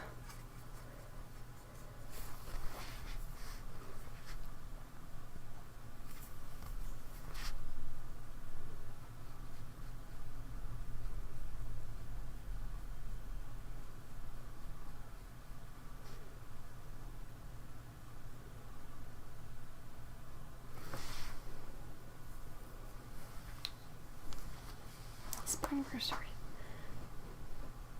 Ay, ay, ay.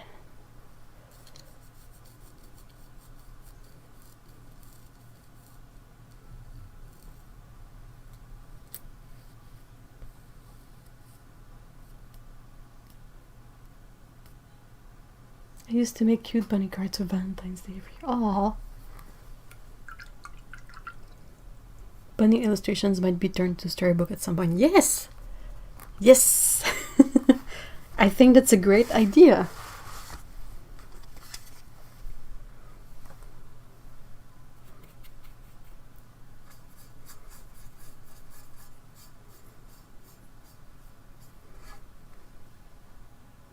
Bunny tarot started to... Right? What a shame that the person didn't come asking for that. I didn't have any sensation or control of my hands for 10. Ooh, whoa. I'm so sorry. That sounds incredibly difficult. Hands are kind of useful. Oh, dude.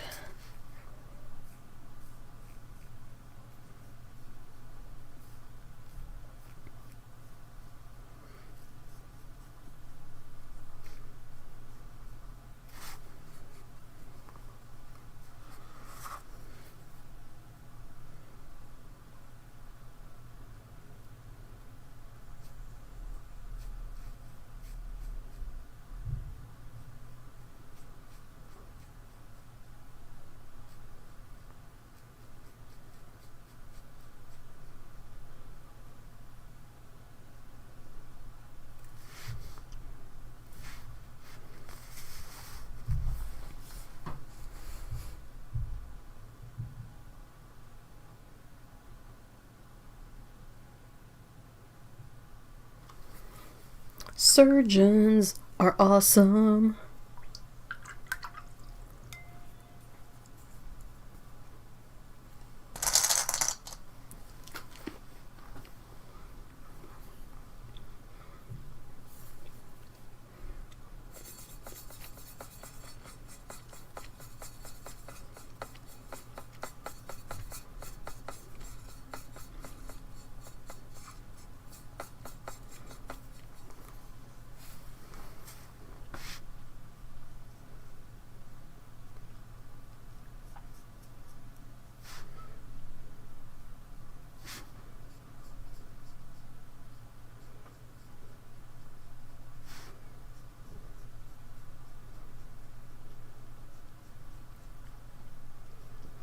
I keep trying to find ideas to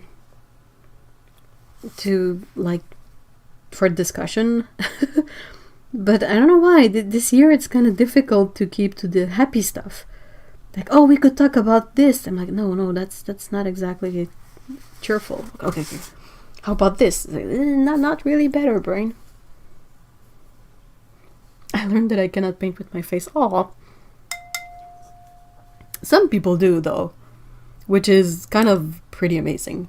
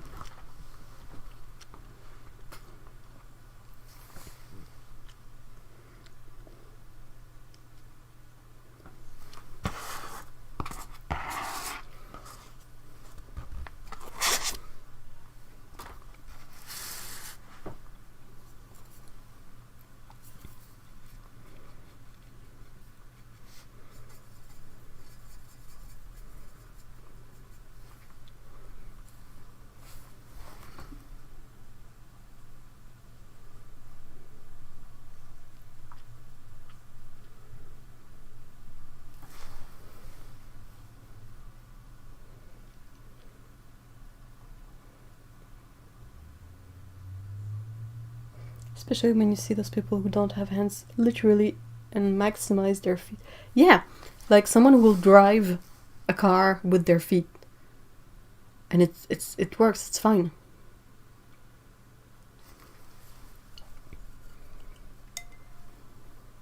I remember seeing a video about a woman who had no arms, and she was a woman. She was a mom, so she had kids. And she was able to do everything with her feet. Like, of course, she had to do most of the stuff like sitting, but like, oh, okay, let's put on your t-shirt, and she would use her feet, and I was like, what? You can use your feet for something else than tripping over them. What? I'm hoping, since markets are potentially imploding due to the virus, the silver lining might be ridiculously cheap prices to come, maybe. I mean, it's not gonna it's not gonna be avoidable at some point, because I don't think people have money anymore.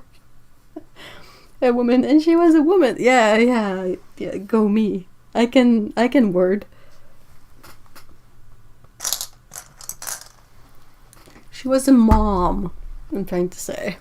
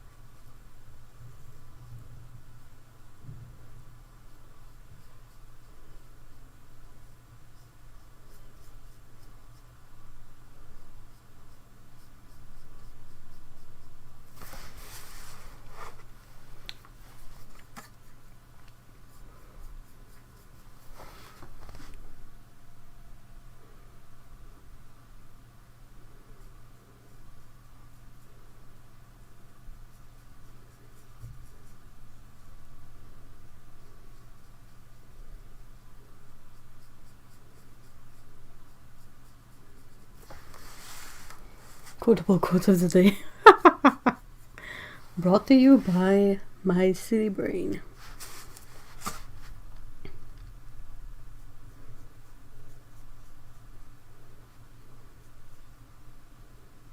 What's your favorite Halloween movie?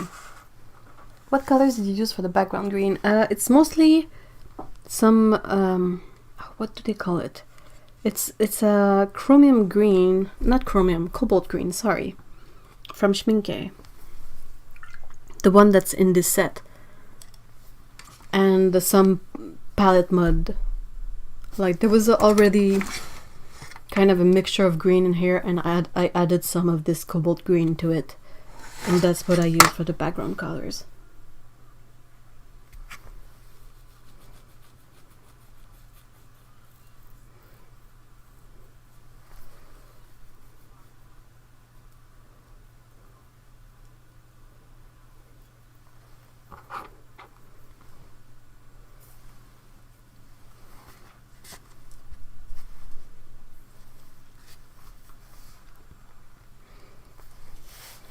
Difficult question. Hubs usually fall asleep early and have Beetlejuice and Caroline set to go. Which first? Ooh, tough question. You always play Young Frankenstein and Hotel Transylvania. Now we have Fantastic Beasts 1 and 2 as well. What makes those particularly Halloween movies though? Hey! On horseback. I can't. On horseback. Yeah. I give up. I give up. I can't. Brain kaput. Brush stuck in tray. Why? Why?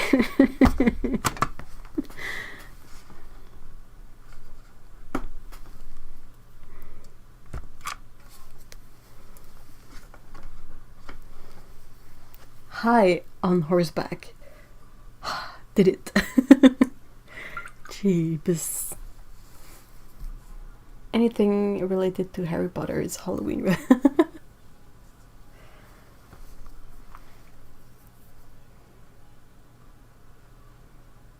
Fave Halloween movie has to be Rocky Horror Picture Show. I haven't seen that.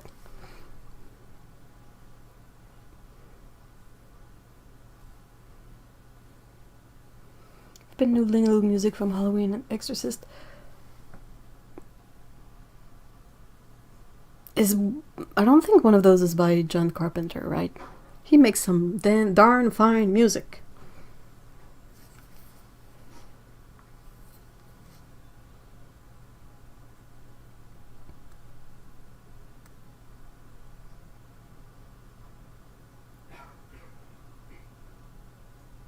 It's written. I would have been tempted to say Yori, or Yori, but yeah, Yuri is fine too. All right. I think it's mostly me tripping all over my words, though.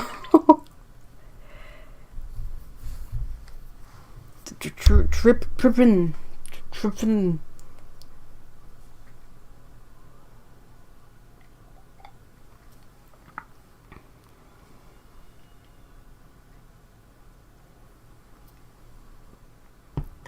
I'm trying to think if I have a favorite Halloween movie, but for someone who loves Halloween that much, I don't exactly have one. I mean, there are many good Halloween movies, but I don't have a tradition going. Never seen it. It just didn't happen.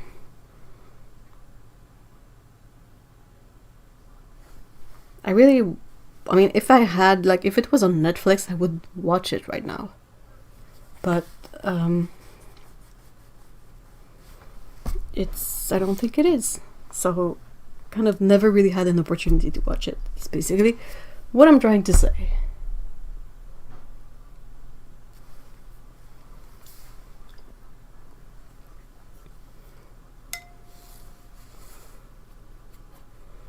I would be tempted to say that since I am in Quebec, which is mostly French speaking, I don't know if there would be as many opportunity to see Rocky Horror Picture Show as you might have in a place that speaks English, but that's just me like throwing ideas.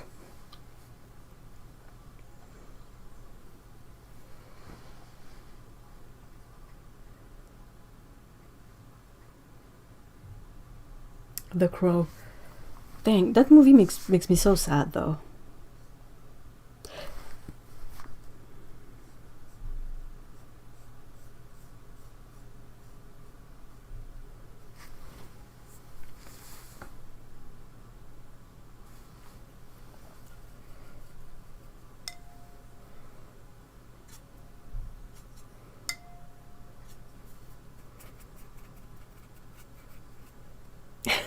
I'll send you a link. One of those magic links.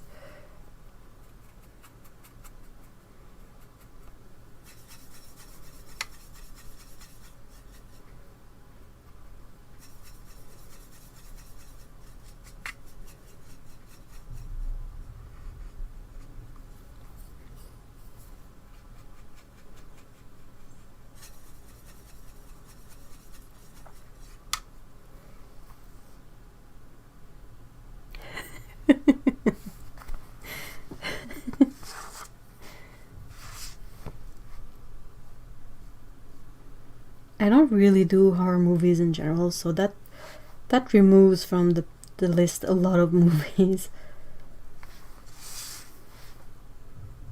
I'm way too easily impressed, so horror movies are not good.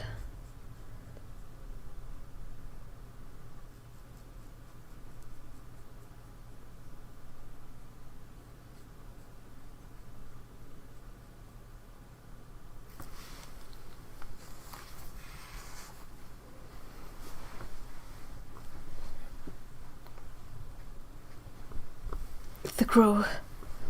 Well, yeah, it's based on the author's experience. Awesome guy, though. So nice. Ooh, wait, what? Dang it.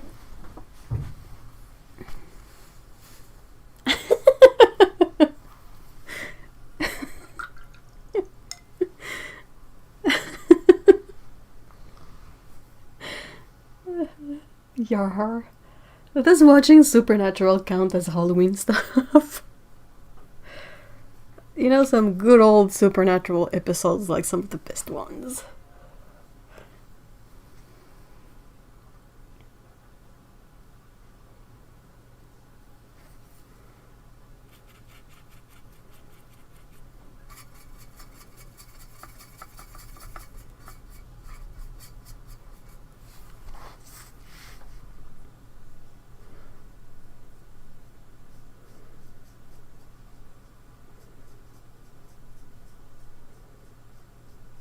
Now I have an old tune, an old song from the 90s in my head. I have a Lady Picture show stuck in my head.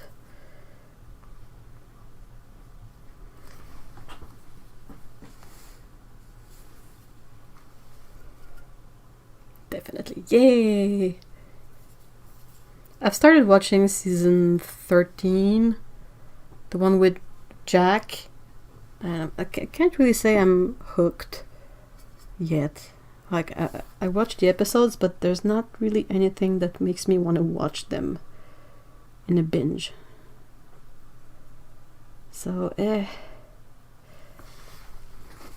kind of miss the stupid episodes. Those are my favorites.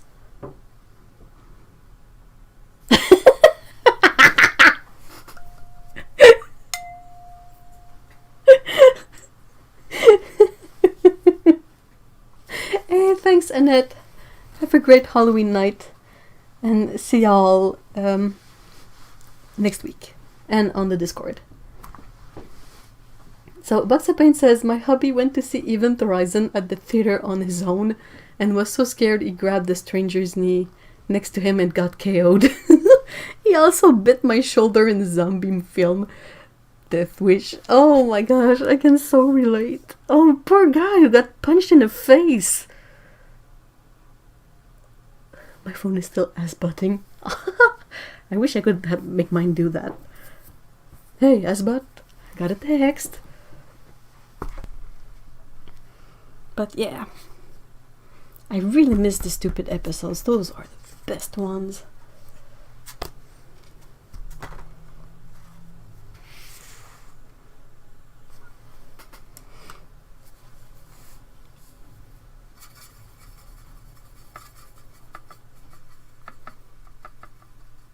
So we try to keep it light until it goes to bed. Aww. He's a braver man than I am, though. He went to the theater to see it. I would not. I would nope out of there. I remember once my friends wanted to go see Blair Witch. Back in the days.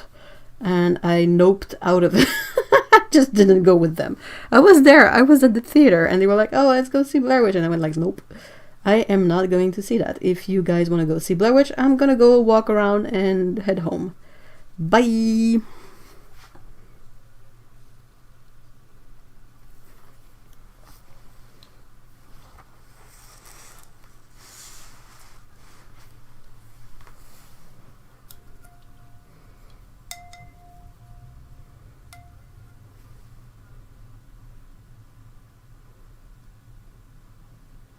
There is an app called Zedge to get Asbot.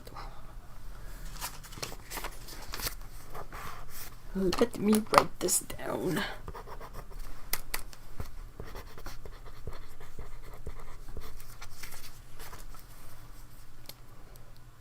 We both went to see that movie independently, and neither of us knew it was a horror film until it started. I was thrilled he was not. Oh no.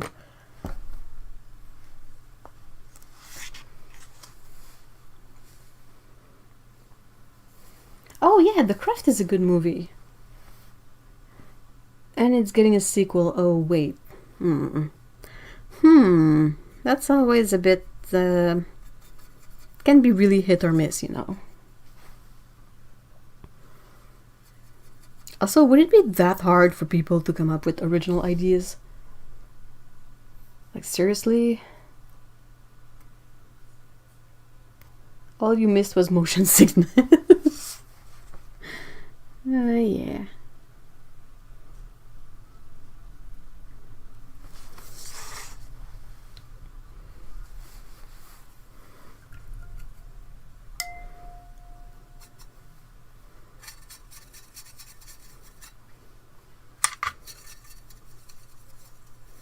That was back when smoking was allowed in bars. And since most of my friends were older, we would often end up in bars and they would order stuff to drink. And I would not, because I was broke and don't like drinking. But it was... I ended up a few times leaving just because I was like, it stinks, it's loud, I hate it. I'm gonna go. I feel like Japan is a goldmine of movie ideas. Animation or potentially live action. In what sense? I mean... Hey, April, thank you so much for being here. Have a great weekend. And happy Halloween.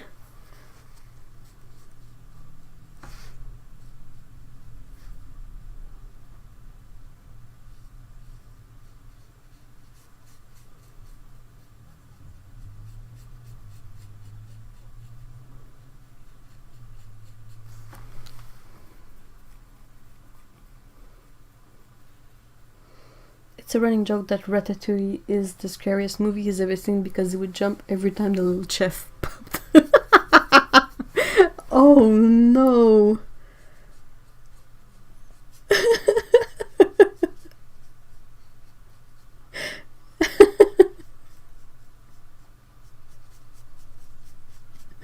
Aw, that's cute.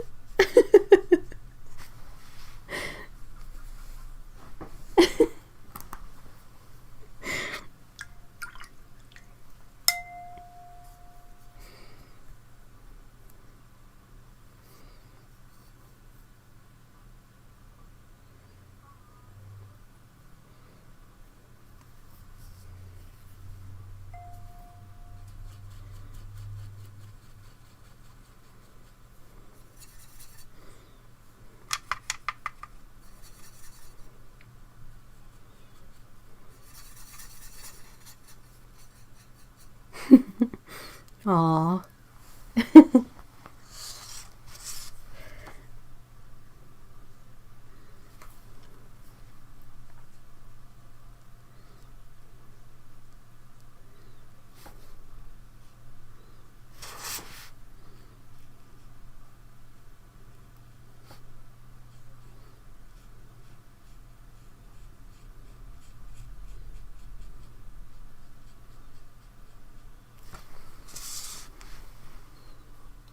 Absolutely love cheesy kung fu and Chinese and Japanese horror fantasy film.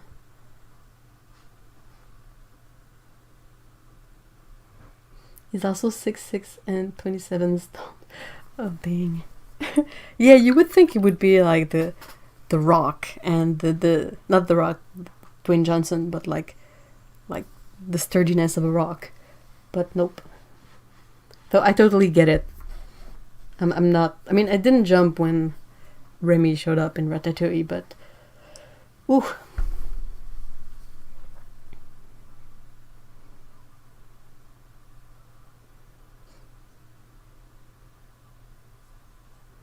There's plenty of mangas being created Korean China as well. Yeah, but in the same idea, like, are those considered original ideas? They already exist as a medium.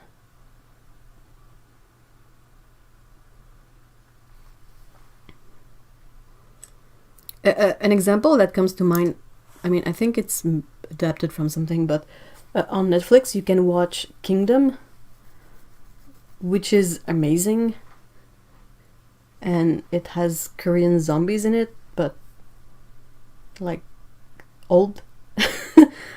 It's not set in contemporary times, modern times, and I was like, that's great.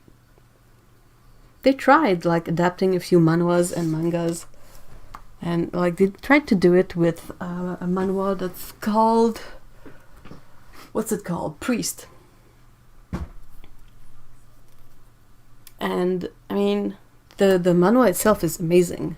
The movie, ugh. So I'm like, why?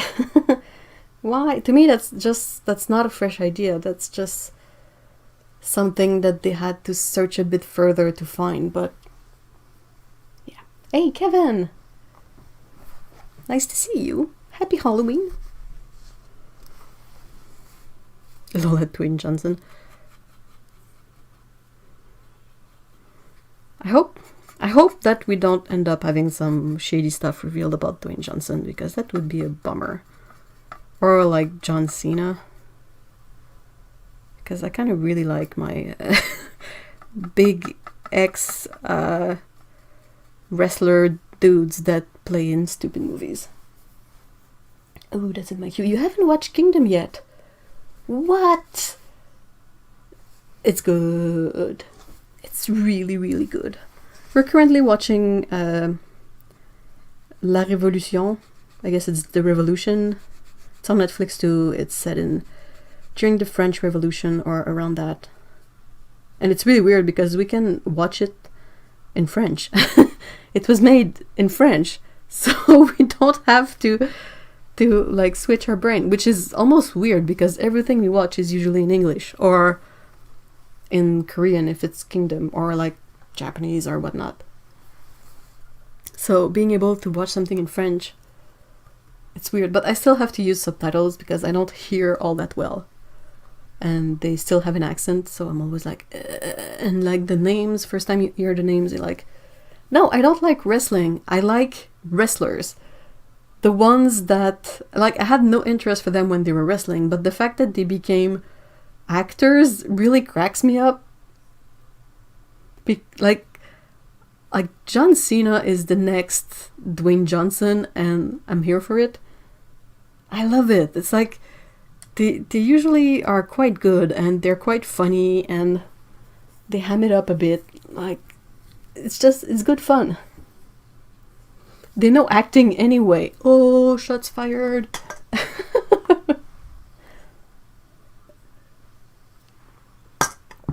No, I really don't like wrestling. Which is why I'm kind of glad to see these guys step out of it.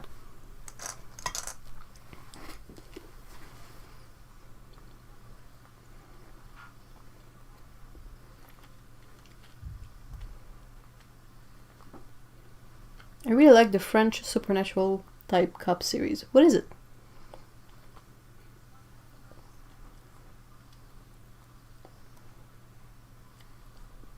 Trying to think of it, but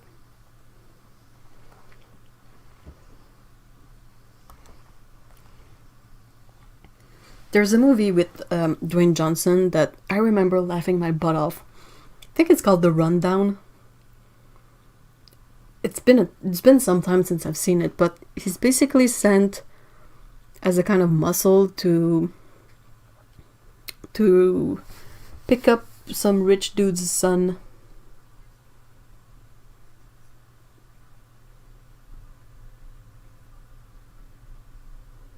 I need to do more black spot before I eat my own face. Wait, what? Hold on, what? I'm here for the wrestlers who are actors, but they were always actors even when they were wrestling. Yeah, exactly. Exactly.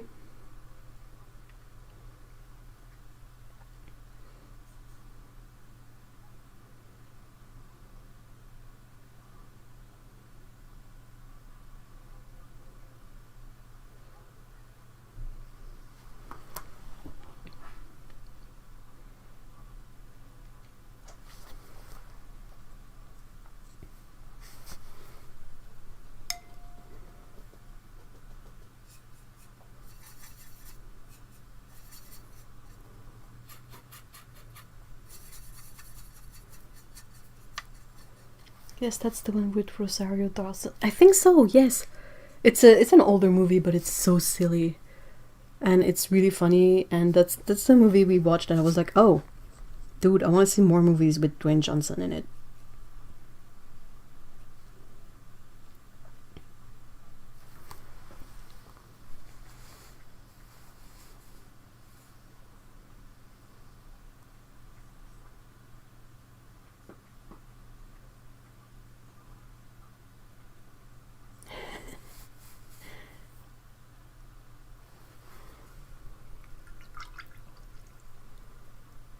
Santa doesn't... Is that from the movie? Like I said, it's been a long time since I've seen it.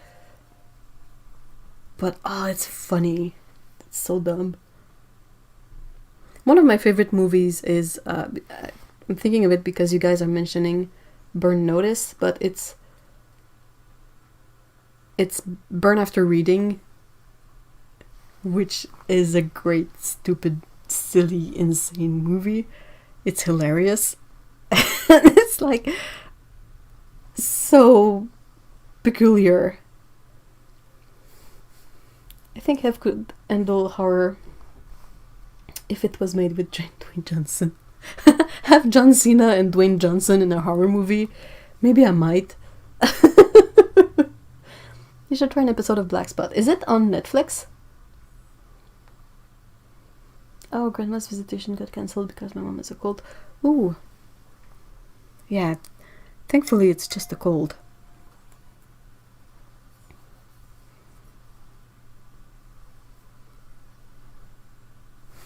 I will write Black Spot. I don't remember seeing it, so I don't know if it's on Canadian Netflix.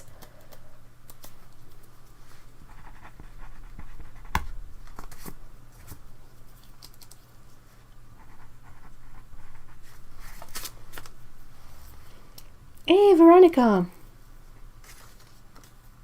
Happy Catoween to you too! I love The Rock, but we watch Room on the Broom and we're off to trick or treat downtown in about half an hour. Ooh, great!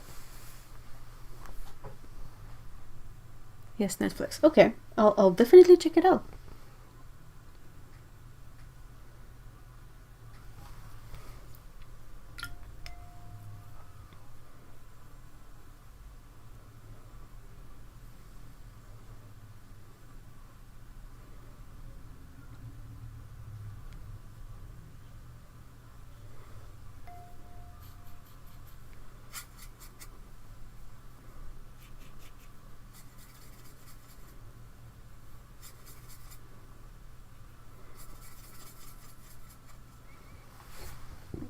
Sorry, I apologize.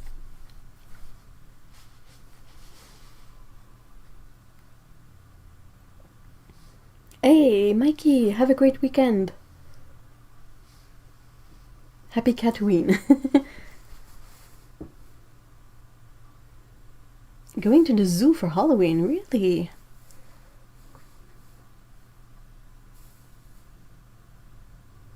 To that one old in-law you hate. Cough. Oh no, I have a cold. Cough, cough.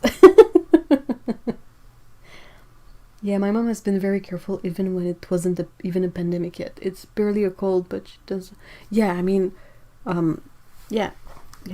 the older folks are a lot more sensitive to viruses and stuff. I feel so bad about the whole situation, because I was speaking with my grandma, and she really misses being able to do things. Like her main hobbies were hanging out with her friends and going to activities set up for seniors, and going to walk at the nearby mall. And most of those things are not doable right now, so she's pretty bummed. And I'm like, with everything that has happened this year, it's kind of an extra shame. Painting with you. Oh, which step of the big commission are you tackling first, Barbara?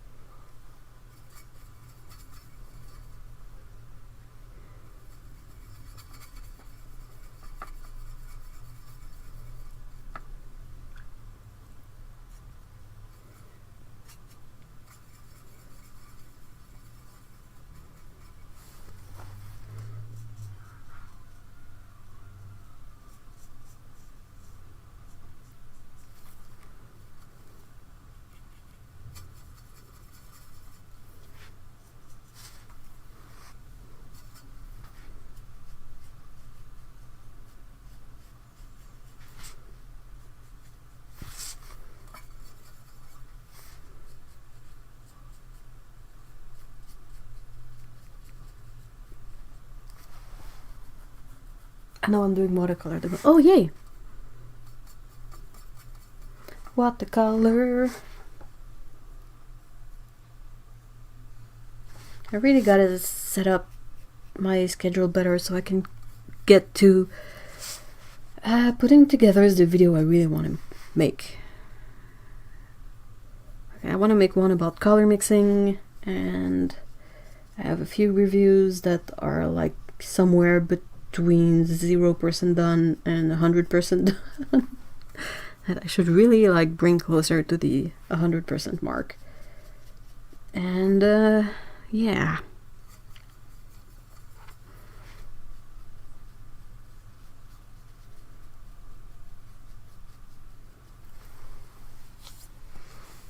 Yep, I can't imagine being a child or elderly person right now. It must be really weird not being able to do anything you normally do. Especially if you can't understand it anymore, if that's the case. Yeah, definitely. Ooh, that's awesome, Lucine. Lucine says, just letting you guys know I'm being super quiet because I'm making art too. In my case, I'm trying to draw a ballerina. Ooh.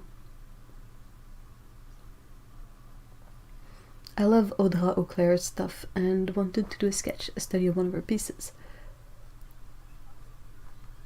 It's, yeah, she's good. She's really good. I kind of miss her YouTube videos. I don't think she makes any YouTube content anymore. But she had a pretty, from what I could understand, she had a big art slump phase that she seems to be working herself out of it by now, which is great. It's supposed to be a fox, but I mean, I guess it could be a kitty as well. But it's supposed to be a fox. My grandfather had COVID. He went to the hospital. We were, oh no. He 93. Oh Jesus. He's okay now. He's at home and getting better. I'm glad. Dude. That's like the scary scenario. My grandma is 92 or 93 too. So yeah, and she's this teeny tiny grandma. She's basically like skin and bones. So she doesn't have much of an energy buffer if something happens to her.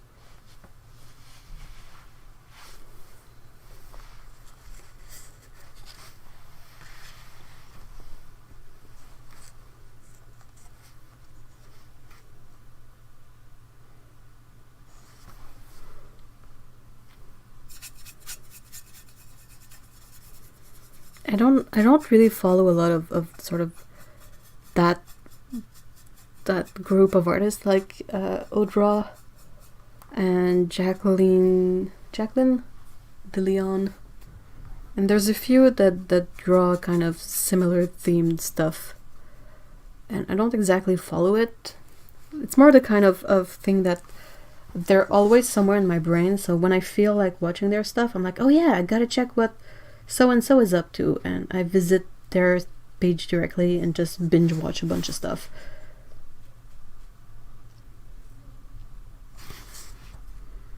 But I don't exactly keep up with them.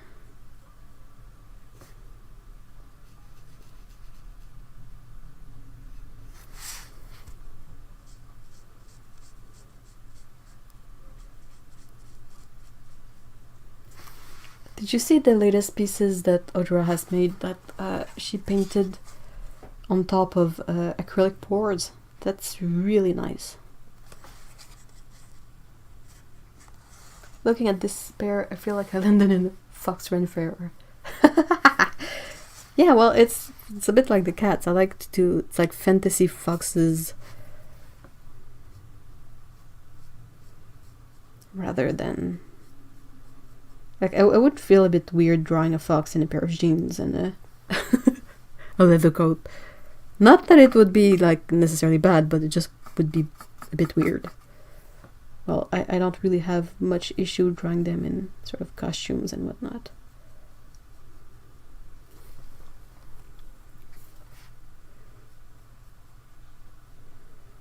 Iraville used to make really fun videos too.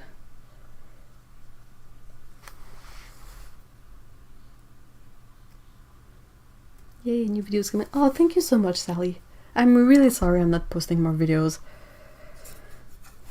It's bothering me.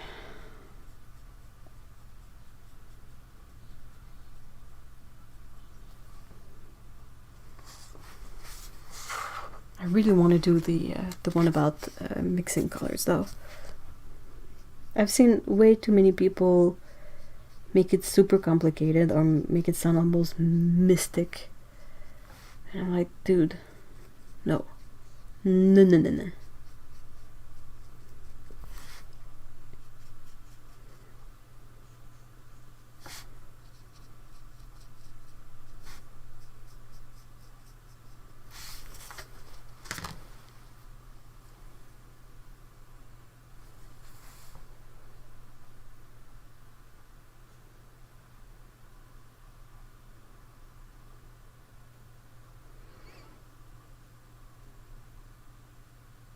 Oh, no problem.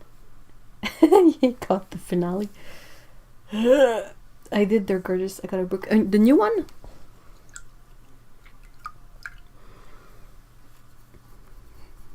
New book.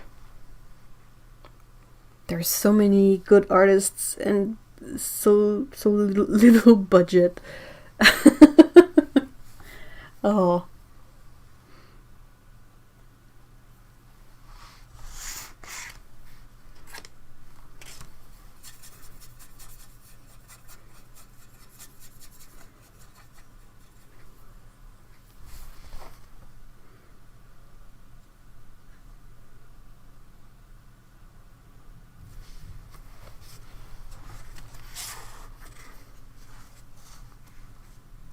Oh, you guys are way too kind.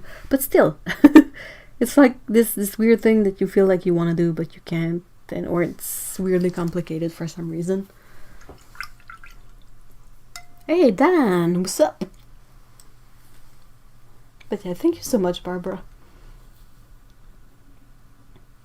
Yeah, she was working on the second one, I think. I don't know if it's out yet, but I saw that her first book was like Fragments Volume 1, and I think she's working on a Fragments Volume 2.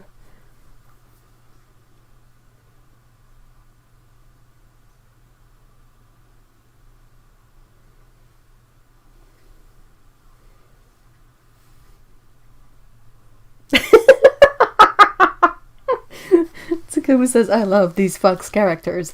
They're foxy. They are. I gotta say, it's nice to come from Catover and draw something that I inked with the brush pen. I kind of missed my brush pen while I was doing Catover. These I gotta let dry, so I might end this live stream soon. I can do a quick flip through the Catover stuff if you guys feel like seeing it. I had to sort of like pin them together so they would flatten a bit. They're still a bit bendy, but you know.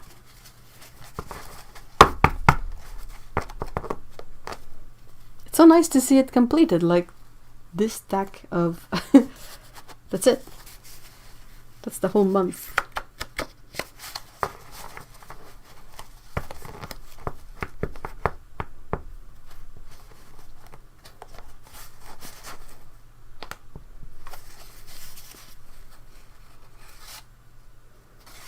I will be posting a video about the whole experience tomorrow.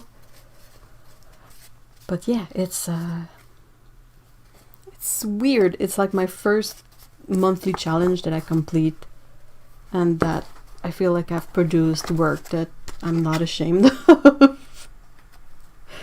Like, I don't feel bad about producing this stuff. Like, well, in the past I would sometimes feel like it would be like I felt like I was sort of wiggling my way out of it rather than... Let's see if I can adjust the focus.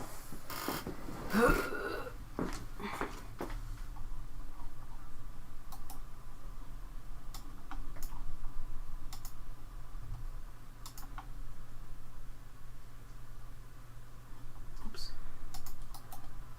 Wrong camera.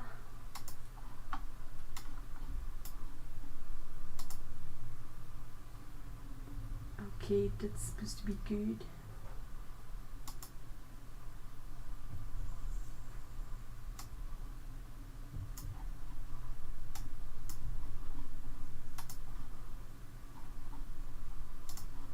Is that a bit better? Yeah, okay.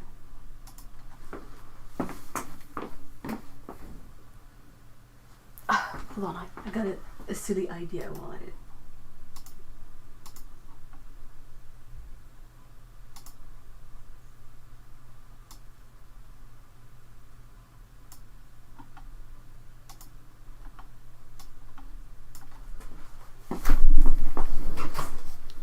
I zoomed! Yay! Anyone else's silver brush black velvets have issues with all of the lettering rubbing off? I think that's just something that happens with brushes, regardless of make and model. Bloop. Doop doop doop doop doop. So first, second one was orange and banana. This one was black and fish. This one was flame and shoe. This one was seal and ear. Gray and wall. Calico and mountain. Torty and paper.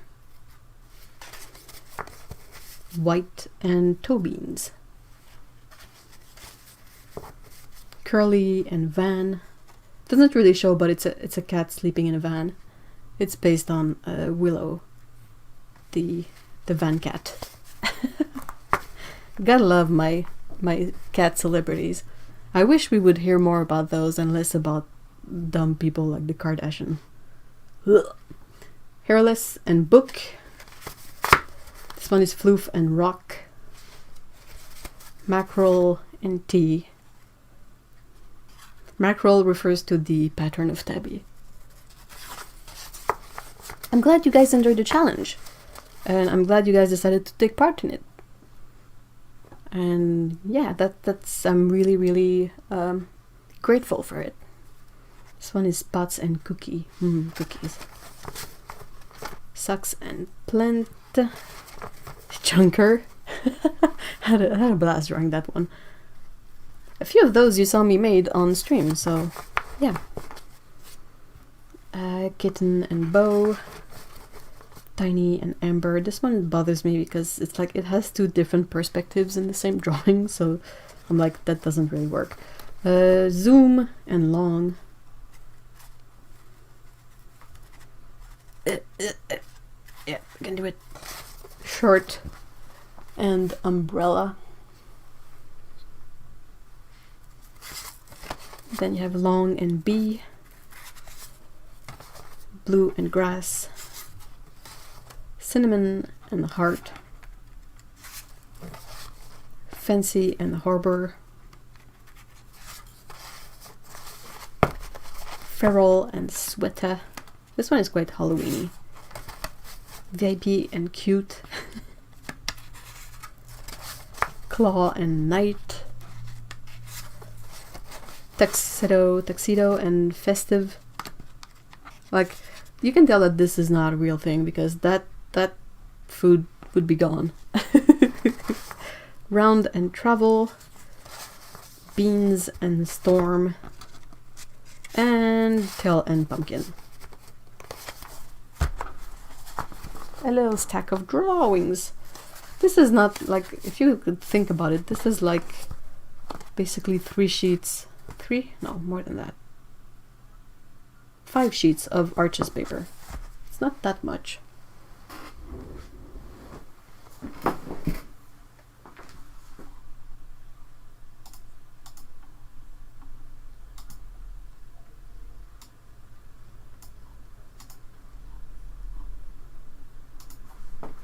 Yeah. It was so cute. I couldn't take part because we were so busy this year. Oh, I mean, no problem. I mean, I think taking part in any challenge is like, if you like one of the drawings, you took part in it. Because, I mean, I could be drawing these and in a vacuum and no one like would interact with them, and it kind of would only make it like just a personal challenge, but it wouldn't be very fun. I tried but only got to day 14, but that's good. That's 14 days of drawings. That's excellent. Like, if you tried and only make one drawing, that's one more than you might have done, so win-win.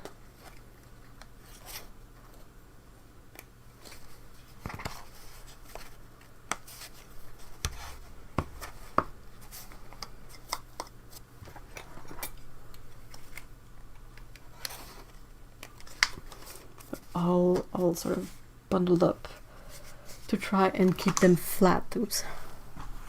Oops! I'll take a pic of my whip and put it in the Discord. Yes, please! Congratulations to everyone who took part, regardless of if you finished it. Exactly! Yes! This makes such a good calendar journal. I might make a booklet of it at some point, or make a few available as stickers. But I would have to... like, it's a bit of logistics. It's a bit complex.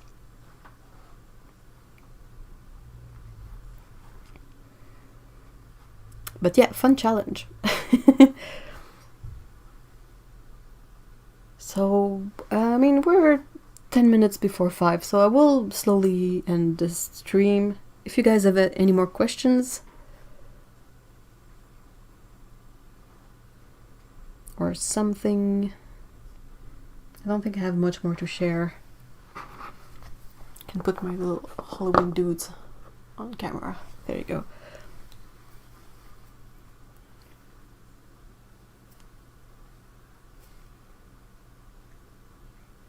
I did not try because it would have been setting myself up for failure. Aww. Well, you know, with these challenges, you can always figure out a way to make them work for you. Even if it's to do only like 3 drawings, you select the few prompts that you like, and you do small drawings. That's kind of the whole point. It's just to... I don't really like the idea that those challenges are meant to be really big things, and that if you don't do the whole thingy, you failed. It's just like... it's just, to me, it's just a way to perhaps spark creativity and make you draw things that wouldn't have happened otherwise. If it's one drawing, it's one drawing. If it's two, it's two. But yeah, no pressure, no rush. The goal is to have fun. Alright guys, so thank you so much for being here today. As usual, the links should be in the description. There's a link for all my links. If you're curious, it has like Instagram, shops, etc.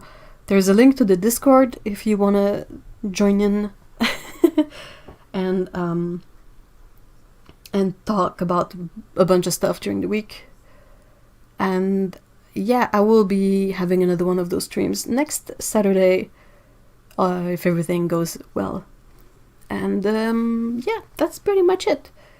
Thank you very much everyone for being here today. Have a great weekend, have a great Halloween.